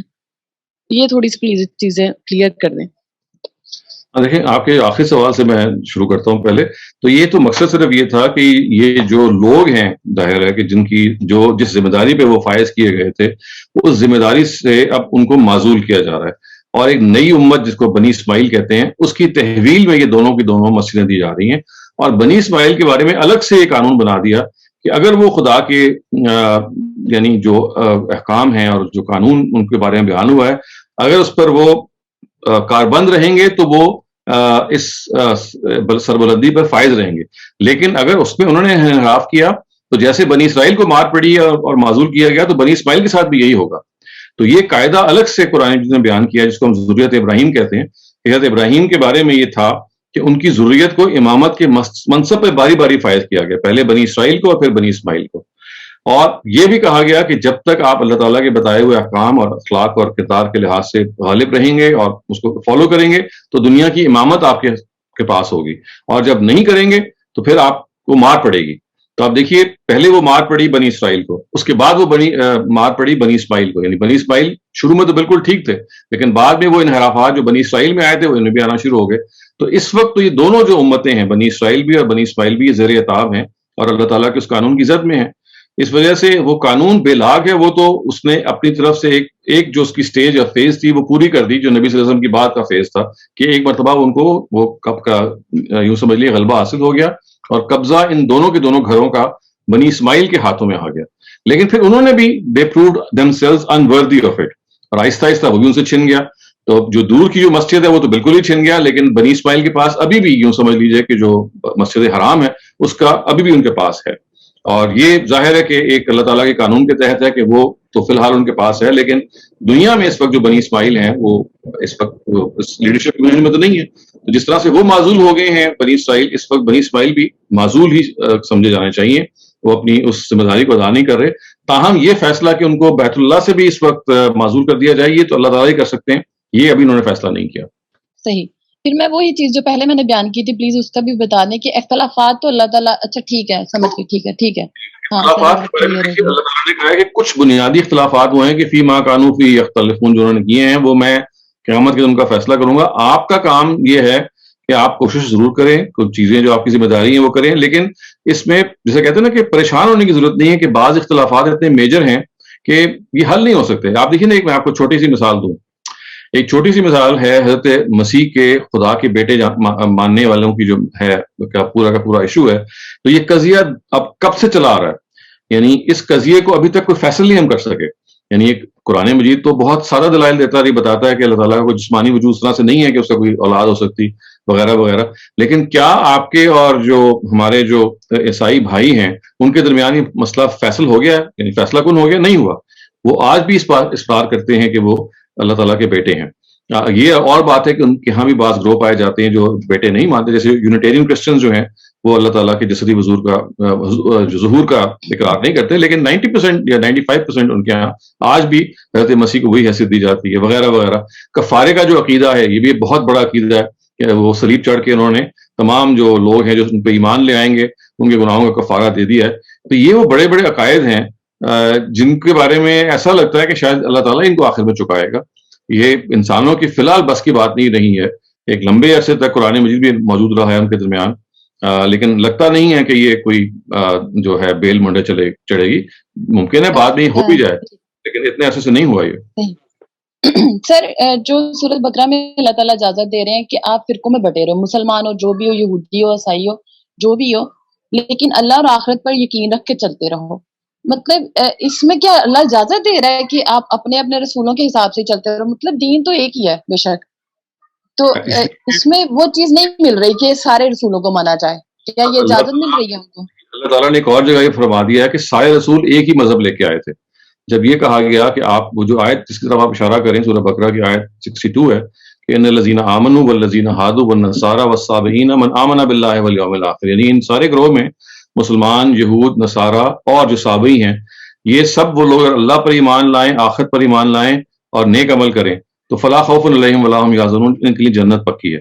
تو یہ ان گروہوں کو بتایا جا رہا ہے کہ مسلمان ہونا یعنی مسلمان جو ہیں وہ جنت کے اجارہ دار نہیں ہیں جیسے کہ سمجھ لیا جاتا ہے، بلکہ ان میں سے جو لوگ بھی ان 3 کرائٹیریا پہ پورے اتریں گے وہ جنت کے حقدار ہیں۔ تو یہ اصل میں آیت یہ بتا رہی ہے، اور یہ بات ہے کہ یہ اپنے اپنے رسولوں کی پیروی کریں، تو جی بالکل ایسا ہی ہے کہ اپنے رسولوں کی وہ پیروی کریں گے، لیکن اگر آپ براڈلی دیکھیں گے تو تمام کے تمام رسولوں کی دعوت بالکل ایک ہے۔ اس میں جو اختلافات پیدا ہوئے ہیں اس کی وجہ صرف ایک ہے کہ پچھلے رسولوں کی جو تعلیمات ہیں وہ اصل زبان میں موجود نہیں ہیں، ان کے تراجم موجود ہیں، اس وجہ سے وہ اختلافات کا پیدا ہونا ناگزیر تھا۔ اسی وجہ سے آخری پیغمبر کو آخری کتاب کے ساتھ پرزرو کر کے بھیجا گیا کہ وہ اس کی زبان ہمیشہ سے رہے، اور پیغمبر کے انسٹیٹیوشن ہے جب وہ ختم ہو تو اس کی سبسٹیٹیوٹ کے طور پہ وہ کتاب ہمیشہ کے لیے باقی رہے۔ تو یہ فرق تو ہے، یہ تو موجود رہے گا۔ اس لیے اسی وجہ سے جو یہود کو جو اس وقت بنیادی دعوت بھی ہے اور نصارہ کو بھی جو دعوت ہے وہ یہی ہے کہ یہ پیغمبر جو آخری ہیں یہ کوئی نئی بات لے کے نہیں آئے، یہ آپ ہی کے پیغمبروں کی باتیں جو اللہ تعالیٰ کے سارے پیغمبر ہیں وہی لے کے آئے ہیں، لیکن چونکہ وہ کتابیں اپنی اصل شکل میں موجود نہیں رہیں لہٰذا اب ایک آخری مرتبہ اس کتاب کو اتارا جا رہا ہے جو آخری شکل میں رہے گی ہمیشہ تک، قیامت تک، تاکہ اب نبوت کا جو انسٹیٹیوشن ہے اس کو ختم کر دیا جائے۔ اس وجہ سے اگر آپ اس براڈر پکچر میں دیکھیں گے کہ سارے انبیاء ایک ہی مذہب کو لے کے آئے، ایک ہی بات کو انہوں نے پریچ کیا، اور آخری کتاب بھی اصل میں اللہ تعالیٰ کی پریزروڈ آخری جیسے کہتے ہیں نا کہ فائنل ایڈیشن ہے، تو یہ کنفیوژن نہیں رہے گی آپ کو۔ اگلا سوال طارق جاوید صاحب کا ہے، پلیز گو ہیڈ۔ جی السلام علیکم۔ وعلیکم السلام جی۔ یہ جو ڈفرینس آف اوپینین ہے دونوں اسکول آف تھاٹ کا کہ جی ایک اسکول آف تھاٹ جو تفسیر بالروایہ والے ہیں وہ اس کو جسمانی معراج قرار دینے پہ ہی کرتے ہیں، انسسٹ کرتے ہیں، اور فرائیو اسکول آف تھاٹ اس کو روحانی معراج قرار دیتا ہے۔ تو بیسیکلی خیر یہ ایک طرح سے ایک اکیڈیمک ڈسکشن ہی ہے، ہمارے جنت اور دوزخ کا فیصلہ تو اس پہ نہیں ہونا، ہم چاہے جو مرضی بلیف رکھیں، ٹھیک ہے نا جی۔ تو یہ اس میں ایک تو چونکہ ان کا فیکٹر یہ بیہائنڈ یہ بنتا ہے کہ وہ روایت کو بہت زیادہ امپورٹنس دیتے ہیں، اور جو بھی پھر میننگز ہیں قرآن کے اس کے مطابق وہ ڈیویٹ کر جاتے ہیں۔ تو اس کے علاوہ بھی یہ ایک اور چیز بھی ہے کہ جو ایک ہمارے آئی ہوئی ہے کہ جی رسول کریم کو ہم اللہ کے پیغمبر سے بڑھا چڑھا کے بہت ہی زیادہ اوپر لے جانا چاہتے ہیں، اور اس میں ہم یہ شو کرنا چاہتے ہیں کہ چونکہ یہ بہت ہی بڑا معجزہ تھا رسول کریم کا تو اس لیے جسمانی معراج ہی ہے۔ جی ایسے ہی، تو یہ بھی وجہ ہو سکتی ہے۔ دو وجوہات ہیں نا جی، ایک یہی وجہ ہے کہ حدیث کا جو غلبہ ہے اس کو تو برقرار رکھنا ہے، اور دوسری وجہ یہ کہ اس کے نتیجے میں کہ جو نبی صلی اللہ علیہ وسلم کی حیثیت ہے وہ نہ صرف یہ کہ ایک بہت بڑے معجزے کے طور پہ ثابت ہوتی ہے کہ بھی اتنا بڑا معجزہ کسی اور کو نہیں دیا گیا، بلکہ اگر آپ غور کریں چونکہ ان روایات میں یہ آیا ہے کہ انہوں نے تمام انبیاء کی امامت کروائی، یعنی ہی واز دا پریئر لیڈر، تو اس سے ان کی برتری بھی ایک لحاظ سے ثابت ہو جاتی ہے کہ بھائی کیونکہ امامت انہوں نے کرائی ہے تو he was the foremost among all prophets of God. تو مسلمان جو اس وقت ذہن ہے وہ نبی صلی اللہ علیہ وسلم کی جو برتری کے ذہن پہ تو پہلے ہی کھڑا ہوا ہے، اور بہرحال جو روایت کا غلبہ ہے وہ تو پہلے ہی سے ہمارے یہاں جو اسٹیبلش جو ہماری سمجھ لیں لٹراٹی ہے یا جو ہمارے اسکالرز ہیں اس پہ کھڑے ہوئے ہیں، تو عام آدمی کی تسکین اس سے ہو جاتی ہے کہ پیغمبر کی برتری ثابت ہو جاتی ہے، اور اسکالرز جو ہیں وہ اس کو اس طرح سے لے لیتے ہیں جیسے امام شافعی نے اصول قائم کر دیا کہ روایت اگر صحیح ہے اور وہ کسی طرح سے قرآن کے خلاف پڑ رہی ہے تو روایت کو آپ نے لازماً ماننا ہے، کیونکہ پھر مطلب اصل میں اس کا یہ ہے کہ قرآن مجید کا مطلب آپ خود صحیح نہیں سمجھ رہے. تو وہ ادھر سے یوں سمجھ لیجئے کہ اتنا ایک زبردست ان کی ایک تھیسس تھا، جتنا مرضی آپ اسے اختلاف کریں، کہ اس کو قبول عام حاصل ہو گیا. اور اب روایت is reigning, I mean it is reigning supreme in the world of religion, کہ جو بات کر دے بشرطے کہ وہ صحیح طریقے سے منتقل ہوئی ہو تو پھر اس کو اوور رول نہیں کیا جا سکتا. جی جی. تو دوسرا یہ کہ یہ رویا جو ہے، جو آیت نمبر 60 میں آتا ہے، یہ اس کو آپ نے کہا کہ یہ ڈریم ہے یا خواب ہے. تو ایک ڈریم یا خواب تو ہم فیملیئر ہے نا، ہم دیکھتے ہیں، وہ صبح تک ہمیں یاد بھی نہیں ہوتا، صبح تک یاد ہو تو پھر دن میں جا کے بھول جاتا ہے. تو ہمارے خواب میں اور رسول اللہ کے خواب میں کیا فرق ہوگا؟ ہمیں کوئی فرق پتہ چلتا ہے؟ کوئی ڈیٹیل آتی ہیں؟ اللہ تعالیٰ نے قرآن مجید میں بتا دیا کہ جو انبیاء علیہ السلام کو جو خواب دکھائے جاتے ہیں وہ ان کی تعلیم کے لیے، ان کی تذکیر کے لیے اور ان کی ہدایت کے لیے دکھائے جاتے ہیں. حضرت یوسف کا جو خواب ہے، حضرت ابراہیم کا جو خواب ہے، اور جو مختلف خواب ہیں جو ذکر کیے گئے ہیں، وہ سچے خواب ہوتے ہیں. یعنی ہمارے خوابوں میں اور باقی انبیاء علیہ السلام کے جو خواب ہیں ان میں فرق یہ ہوتا ہے کہ ہمیں ہر طرح کے خواب آتے ہیں، لیکن انبیاء علیہ السلام کو ہمیشہ اس طرح کے معاملے میں جب اللہ تعالیٰ ان کو کوئی ہدایت دینا چاہ رہے ہیں تو وہ سچا خواب ہوتا ہے، اور وہ ایک وحی کی طرح کی ایک چیز ہے کہ جس میں اللہ تعالیٰ انسٹرکشن دے رہے ہیں اپنے پیغمبر کو کسی پہلو سے. تو اس وجہ سے اصلاحی صاحب نے یہ نوٹ بھی لکھا اور انہوں نے کہا کہ خواب کے ورڈ سے شاید یہ تعبیر پیدا ہوتی ہے کہ جو خواب ہم بھی دیکھتے ہیں وہ بھی اسی قسم کے خواب ہے. نہیں، ہمارے خواب میں اور انبیاء علیہ السلام کے خواب میں یعنی ہوتا تو اسی طرح کا ایکسپیرینس ہے، لیکن ایک گارنٹی یہ ہوتی ہے کہ انبیاء علیہ السلام کا جو روحانی ایکسپیرینس ہے، جو کچھ ان کو دکھایا گیا وہ سچا ہے. جبکہ ہمارے جو بہت سارے خواب ہیں وہ غلط بھی ثابت ہو جاتے ہیں، حالانکہ بڑے کلیئر ہوتے ہیں اور وہ کسی بھی لحاظ سے پروو بھی نہیں ہوتے.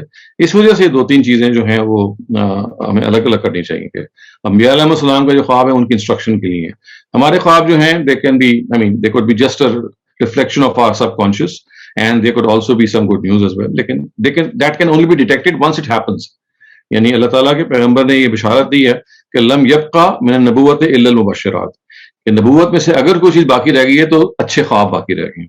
لیکن ان اچھے خوابوں کے بارے میں آپ کو کیسے پتہ چلے گا کہ اچھا خواب ہے؟ ہائنڈ سائٹ میں پتہ چلے گا، پہلے نہیں پتہ چل سکتا، کیونکہ پہلے تو آپ صرف کنجیکچر کر سکتے ہیں. ہائنڈ سائٹ میں آپ یہ دیکھیں گے اچھا مجھے خواب بھی آیا تھا اور دیکھو وہ ہو بھی گیا، تو وہ ہائنڈ سائٹ میں آپ کے لیے ایک تسلی کا باعث بنیں گے کہ مجھے ایک سچا خواب آیا تھا. لیکن آپ پہلے نہیں کہہ سکتے کہ یہ خواب سچا ہے، because you don't have no means to know that. تو اس کا مطلب ایک تو ہوا کہ خواب ان کو رسولوں کو سچے آتے ہیں، اور دوسرا یہ بھی اس میں آتی ہے چیز کہ وہ بالکل کلیئرٹی کے ساتھ آتے ہیں، ایک ایک چیز ایک ایک سٹیپ واضح ہوتا ہے ان کو.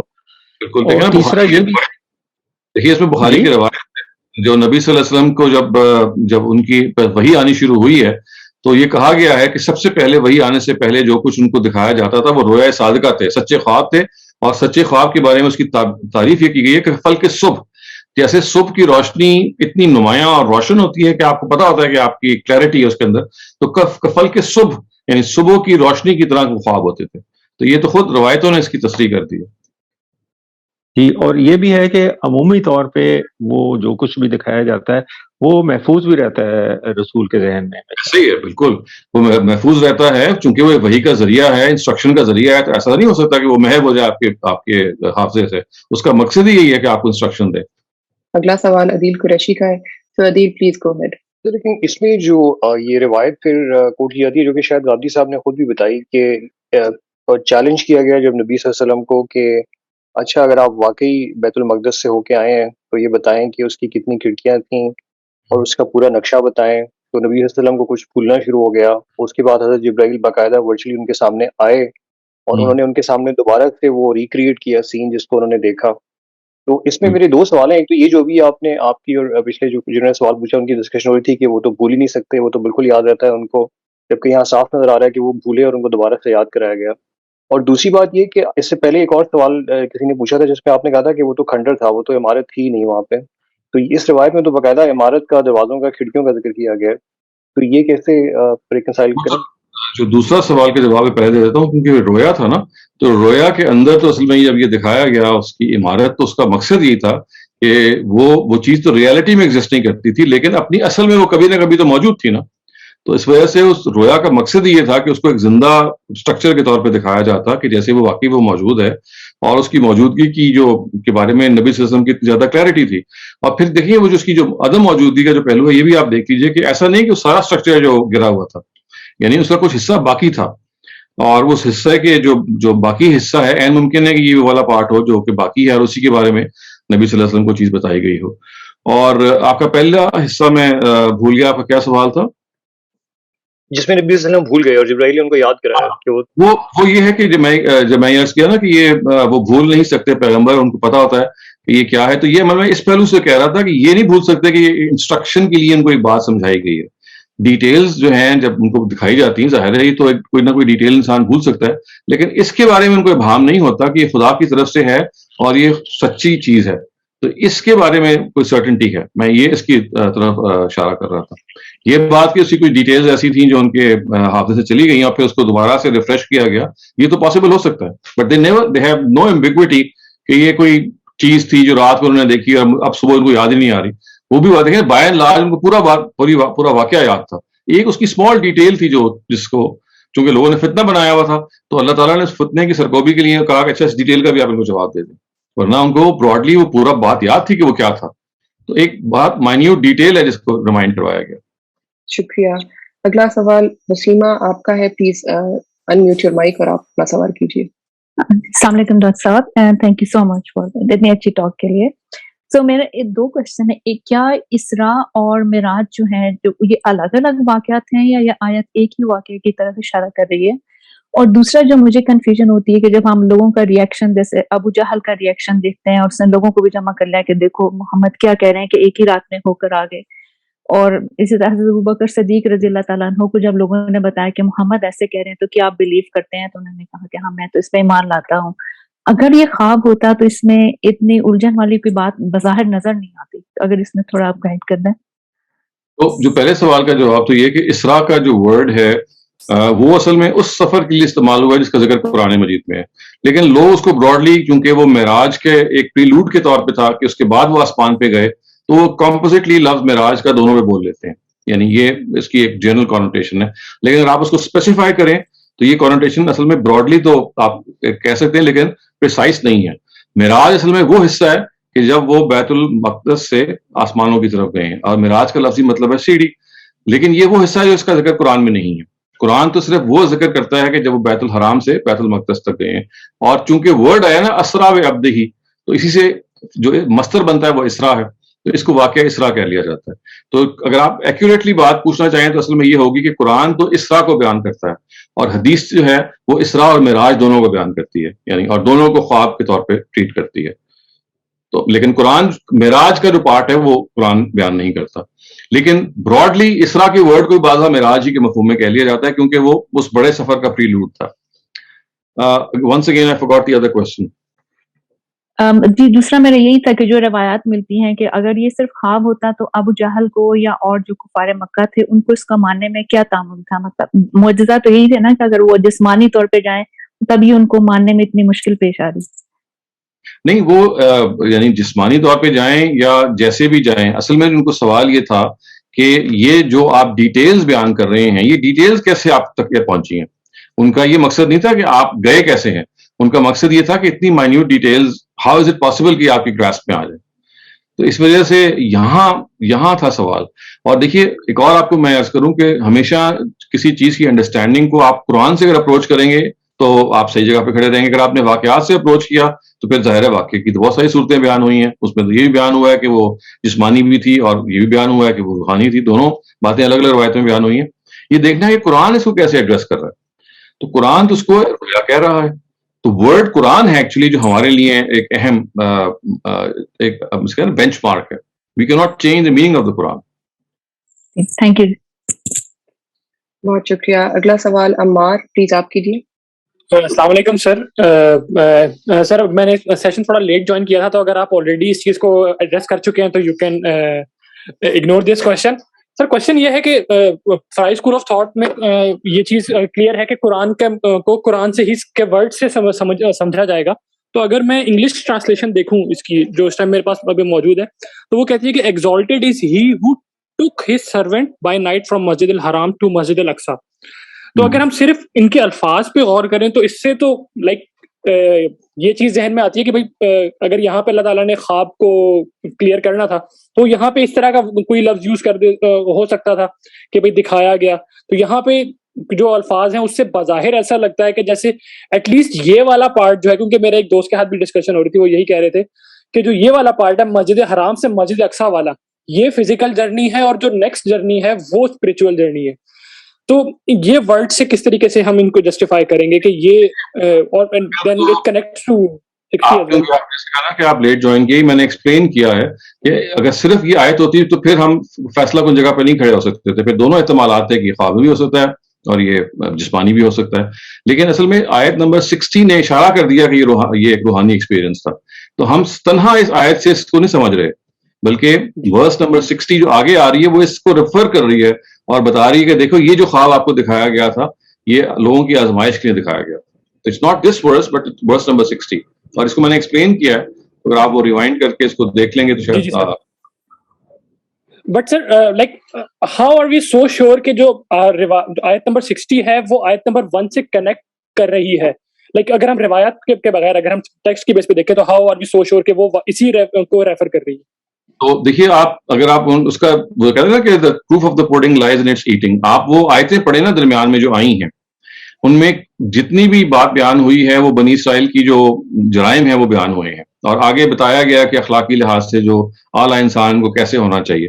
तो आयत 1 से लेके आयत 60 तक की दरमियान की जो आयतें हैं वो जो बनी इसराइल से जो अमानत छीनी जाने का सबब बयान कर रही है कि देखो ये अगर खाइन थे तो ये महज हमारा क्लेम नहीं है. लुक हाउ दे बिहेव, कि पहले जब तबाही आई तो ये बुख्त नजर के जमाने में आई, फिर टाइटस रूमी के जमाने में आई, और इन दोनों ने मस्जिदों को तबाह किया. और ये मेरे अपने है ना इबादत लना उली सिन शदीद, ये मेरे छोड़े हुए बंदे थे जोरावर जिन्होंने आके इनकी मस्जिदों को तबाह किया. तो वो पूरे का पूरा जो वाकया 59 वर्सेस हैं दरमियान में, वो असल में इसको रेफर कर रही हैं इस आयत को. और फिर 60th वर्स बता रही है कि देखो ये सारे वाकये की जो अब तालील तो कर दी है कि क्यों हम ऐसे कर रहे हैं, लेकिन अब हम आपको बता रहे हैं कि इसकी नौयत क्या थी कि एक रूहानी वाकया है. और यही वजह है कि आप देखिए कि तमाम मुफस्सरीन, चाहे वो फराई मुफस्सरीन हो चाहे वो ट्रेडिशनल स्कॉलर्स हो, वो सब के सब ये कहते हैं कि ये आयत नंबर 1 ही की तरफ इशारा कर रही है, आयत नंबर 60.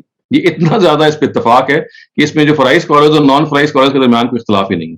एवरीवन सेज कि it refers to verse number 1, but the problem is कि जो नॉन फराई स्कॉलर्स हैं वो ये कहेंगे कि रोया का वर्ड रोयत के मफहूम में है. आसिफ साहब प्लीज गो अहेड, अपना सवाल कीजिए. जी डॉक्टर साहब अस्सलाम वालेकुम. ये जो आपने अभी जिक्र किया एक सवाल के जवाब में कि जो बनी इसराइल जो हैं वो उनको माजूल किया जा रहा है, और इसी तरह हमारे केस में यानी बनी इस्माइल के केस में उनको भी माजूल किया जा रहा है क्योंकि वो भी कानून अल्लाह के कानून की मशरकीन अरब को माजूल किया जा रहा है और बनी इस्माइल को एक मरतबा फिर वो जिम्मेदारी दी जा रही है, बल्कि पहली मरतबा जिम्मेदारी दी जा रही है. जी, तो अगर हम जैसे अभी पहले भी आपने एक सवाल के जवाब में कहा था कि एक पूरा फ्रेमवर्क है हमारा, तो हम अक्सर ये अभी आपसे भी और गांधी साहब से भी सुनते हैं कि जो कौमों का जो अरूज और जवाल है वो इल्म और इखलाक की बुनियाद पर होता है, जबकि यहाँ पर हम ये कह रहे हैं कि ये तो जवाल जो है वो मीसाक को तोड़ने के नतीजे में उनको फेस करना पड़ रहा है. तो मतलब हम पूरे फ्रेमवर्क को किस तरह देखेंगे? क्या इल्म और इखलाक की बुनियाद पर कौमों का अरूज और जवाल होता है या फिर अलग चीजें? देखिए, ज़ुर्रियत इब्राहिम के लिए कानून बिल्कुल और है. वो रूज़ो ज़वाल का जो अमूमी कानून है वो अमूमी कानून है आम नेशंस के लिए. ये ज़ुर्रियत इब्राहिम या हज़रत इब्राहिम की जो औलाद है उनके लिए कानून बिल्कुल अलग है, और उनके लिए कानून वो है जो सूरह बकरा में भी बयान हुआ है, बहुत सारी और जगहों में बयान हुआ है, और वो यहाँ सूरह बकरा में ऐसे बयान हुआ है कि जब हज़रत इब्राहिम को मुख्तलिफ आजमाइशों से गुजारा गया, उनको बेटे की आजमाइश हुई, उनको अपने घर बार को छोड़ के आना पड़ा, और भी वो आजमाइशों से गुजरे. तो जब वो गुजर गए तो सूरह बकरा में ये बात आई है कि अल्लाह ताला कहते हैं कि इन्नी जायलूका लिन्नासि इमामा, अब हम आपको दुनिया की जो बादशाहत है या सरबराही है वो सुपुर्द कर रहे हैं. तो उनकी बारे में ये कहा, हज़रत इब्राहिम ने खुद पूछा कि वमिन ज़ुर्रियती, कि क्या मेरी सारे की सारी ज़ुर्रियत जो है इस इमामा में शरीक रहेगी? तो आपने कहा कि ला यनालु अहदिज़ ज़ालिमीन, ये जो मेरा अहद है आपकी ज़ुर्रियत में से उन्हीं लोगों के लिए है कि वो सरबुलंद रहेंगे, कि जो दीन को पे कारबंद रहेंगे और इन इज्तिमाई उसूलों पे जो शहादत की जिम्मेदारी उन पे दी जा रही है कि लोगों को उन्हें दीन पहुंचाना है, इस पे वो कारबंद रहेंगे. तो ये ज़ुर्रियत इब्राहिम का एक खास प्रिंसिपल है جو قوموں کے عروج و زوال کا جو ایک جنرل پرنسپل ہے اس سے ہٹ کے ہے. اور اس کو اگر آپ دیکھنا چاہیں تو میں آپ کو ریکمینڈ کروں گا کہ استاذ جاوید احمد غامدی کی جو کتاب میزان ہے اس میں انہوں نے ایک چیپٹر لکھا ہے ایمانیات. اس میں ایک سب سیکشن ہے خدا پر ایمان, اور اس کا ایک مزید سب سیکشن ہے کہ آپ خدا کو جب جانتے ہیں تو یا خدا کی جو پہلو ہیں اس کی ذات کو کے پہلو سے ہیں, لیکن ان کو آپ جان نہیں سکتے. لیکن خدا کے جاننے کے جو دو اور پہلو ہیں, اس کی صفات ہیں اور دوسری اس کی سنن ہیں, پریکٹسز ہیں. تو سنن الہیہ یا سنن خداوندی کے ذیل میں انہوں نے پھر یہ بیان کیا ہے کہ جو ذریت ابراہیم کی جو خصوصی حیثیت ہے وہ ہٹ کے ہے, اس کو باقی سے کنفیوز نہیں کر سکتے یا نہیں کرنا چاہیے. تو آپ اس حصے کو اگر دیکھ لیں تو آپ کو اس کی تفصیل بھی زیادہ مل جائے گی. تو مطلب یہ کہ ذریت ابراہیم اگر آج بھی وہ میثاق پر واپس لوٹ جائے تو کیا وہ ایک عمومی قانون کے مطابق ایک مطلب ایک مقام حاصل کر سکتے ہیں دنیا کی سٹیج پر؟ قرآن نے کہا ہے انی جاعلوک للناس اماما, وہ دنیا کی امامت کی جگہ پہ کھڑی ہو جائے گی. It will lead all the nations. شکریہ. آگے بڑھتے ہیں. اکرم بھٹی پلیز اپنا سوال کیجیے. السلام علیکم سر. وعلیکم السلام. شکریہ بہت بہت ہمارے سوالات دینے کا. میں نے کہیں پڑھا تھا, مجھے یاد نہیں کس کا پڑھا تھا, کہ رویہ اور احلام میں فرق ہوتا ہے. جو نبیوں کے سچے خواب ہوتے ہیں رویہ سے قرآن پاک میں مینشن کیا گیا ہے, جو ہوتے ہیں ایسے ویسے ان کو احلام کہا گیا ہے. جیسے سورہ یوسف میں ہے اس کی 44 آیا میں, اور پھر میں نے جب دیکھا تھا انبیاء میں 5ویں میں تو قرآن پاک کے بارے میں کہا گیا ہے, کہتے ہیں انہوں نے کہ یہ سب یہ خواب یہ مرر ڈریمز ہے. اس کا ذرا بتائیے گا کہ کیا بات صحیح ہے؟ یہ صرف الفاظ کا فرق ہے جی. اور جو قرآن مجید کے اندر احلام کا ورڈ آیا وہاں پہ بھی الفاظ آئے ہیں خواب پریشان, تو وہ ہیں ازغاث و احلام. دونوں جگہ یہی ہے. اس کا مطلب یہ ہے کہ پریشان خواب, جو ویورڈ ڈریم جن کو آپ کہتے ہیں. اس وجہ سے احلام کا ورڈ بذات خود کوئی کانوٹیشن نہیں رکھتا سوائے خواب کے, لیکن وہ جو خواب پریشان ہے اس کے لیے ایک ایڈجیکٹو ایڈ کیا جاتا ہے کہ یہ ازغاث ہیں, یہ بالکل ویورڈ قسم کے ڈریمز ہیں, آپ کو بالکل بے سروپا باتیں ذہن میں آ رہی. وہ انسانوں کے بارے میں بیان کیا گیا. انبیاء علیہ السلام کے بارے میں یہ معلوم ہے کہ یہ اللہ تعالیٰ کی طرف سے رہنمائی کا ذریعہ ہیں اور سچے ہوتے ہیں. وہاں سے رجوع کا لفظ استعمال ہوتا ہے, صحیح ہے درست ورڈ ہے. رویا کا ورڈ جو ہے وہ احلام بھی وہاں استعمال ہو سکتا تھا. احلام اور رویا ایک ہی مطلب رکھتے ہیں. وہ جو نیگیٹو کانوٹیشن احلام میں داخل ہوئی ہے وہ اس لیے نہیں ہے کہ وہ احلام کا ورڈ ہے, بلکہ جیسے میں نے کہا وہ ازغاث و احلام یوز ہے. سمجھ گئے. بڑی بڑی مہربانی. شکریہ. طارق جاوید پلیز کو ہے اپنا سوال کیجیے. جی السلام علیکم. وعلیکم السلام.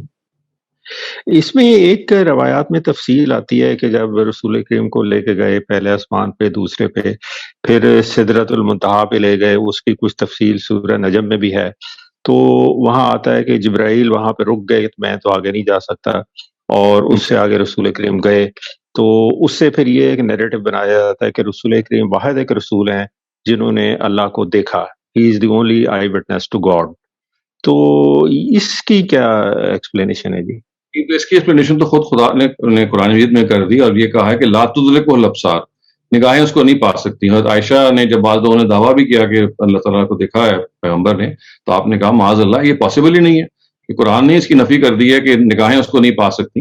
ہاں آخرت میں کبھی اگر موقع مل جائے گا دیدار رب کا تو ایک الگ بات ہے, لیکن دنیا میں ایسا نہیں کیا گیا.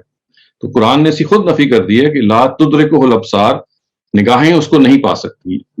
آئیز کی ناٹ ایکسیس ہم. تو یہ اس کی کوئی حقیقت. تو وہاں تو یہی شاید سورہ نجم سے جو ایکسپلینیشن آتی ہے, وہاں آپ نے جبرائیل کو ہی دیکھا, اور یا شاید زیادہ سے زیادہ اللہ تعالیٰ کی کوئی تجلیات دیکھی. وہ جو دیکھیں الفاظ ہے نا, وہ وَلَقَدْ رَآ مِنْ آیَاتِ رَبِّهِ الْكُبْرَى, یعنی اللہ تعالیٰ کی جو بہت بڑی نشانیاں دیکھیں, وہ اللہ کی نشانیاں ہیں, نہ کہ خداوند تعالیٰ خود ہیں. سورہ نجم کا جو واقعہ ہے, وہ جو پہلا واقعہ ہے اور جو دوسرا واقعہ ہے, دونوں بالکل شروع میں بیان ہوئے ہیں. وہ دونوں نبی صلی اللہ علیہ وسلم کی جو پہلی اور دوسری وحی کو بیان کر رہے ہیں. پہلا واقعہ یہ بیان کر رہے ہیں کہ جبریل قریب آئے تو فکانہ کعبہ قوسین او ادنیٰ, اور بالکل قریب آ گئے جیسے کہ کمان قریب آ جاتی ہے تیر کے. اور اسی طرح دوسرا واقعہ کہا کہ وَلَقَدْ رَآهُ نَزْلَةً أُخْرَىٰ, اس کے بعد وہ دوسری مرتبہ وہ نبی صلی اللہ علیہ وسلم سے ان کا مواجہہ ہوا, لیکن اس مرتبہ وہ افق پر تھے, اور ان کا ایسا ہی تھا کہ جیسے وہ افق پہ کھڑے ہیں اور نبی صلی اللہ علیہ وسلم ان کو زمین سے دیکھ رہے ہیں. تو سورہ نجم کی جو پہلی دونوں آیتیں ہیں وہ تو پہلی دو وہی جو آئی ہیں یعنی فرسٹ 2 ایپیسوڈز آف ریولیشن اس کو بیان کر رہی ہیں، نہ کہ واقعہ معراج کو، جیسے کہ عام طور سے سمجھ لیا گیا ہے کہ یہ نبی صلی اللہ علیہ وسلم نے اللہ تعالیٰ کو دیکھا، کہ وہاں جو الفاظ ہیں وہ اللہ تعالیٰ کو دیکھنے کے لیے نہیں ہیں بلکہ وہ جبریل سے متعلق ہے۔ ہاں، تو یہ کانسیپٹ تو کسی طرح سے نہیں بن سکتا نا کہ اللہ تعالیٰ کو ہی دیکھا ہو آپ نے۔ ہاں، ایسا نہیں ہے، وہ تو دیکھیے نا قرآن کی آیت ہے کہ لا تدرکہ الابصار، اللہ تعالیٰ کو نگاہیں نہیں پا سکتی، تو یہ تو ایک ورڈ خود قرآن نے دے دیا ہے، these are the word of the Quran. جی جی ٹھیک ہے جی، تھینک یو ویری مچ، شکریہ۔ بہت شکریہ تمام شرکا کا۔ یہ ہمارے سیشن کا آخری سوال تھا، تو اس کے ساتھ ہی ہم اپنے آج کے پروگرام کا اختتام کرتے ہیں۔ ڈاکٹر شہداد بہت شکریہ ونس اگین، اور آپ کو انشاءاللہ اگلے ہفتے پھر ایک نئے ٹاپک کے ساتھ آپ کے ساتھ سیٹنگ کریں گے۔ شکریہ، بہت بہت شکریہ جی، تھینک یو۔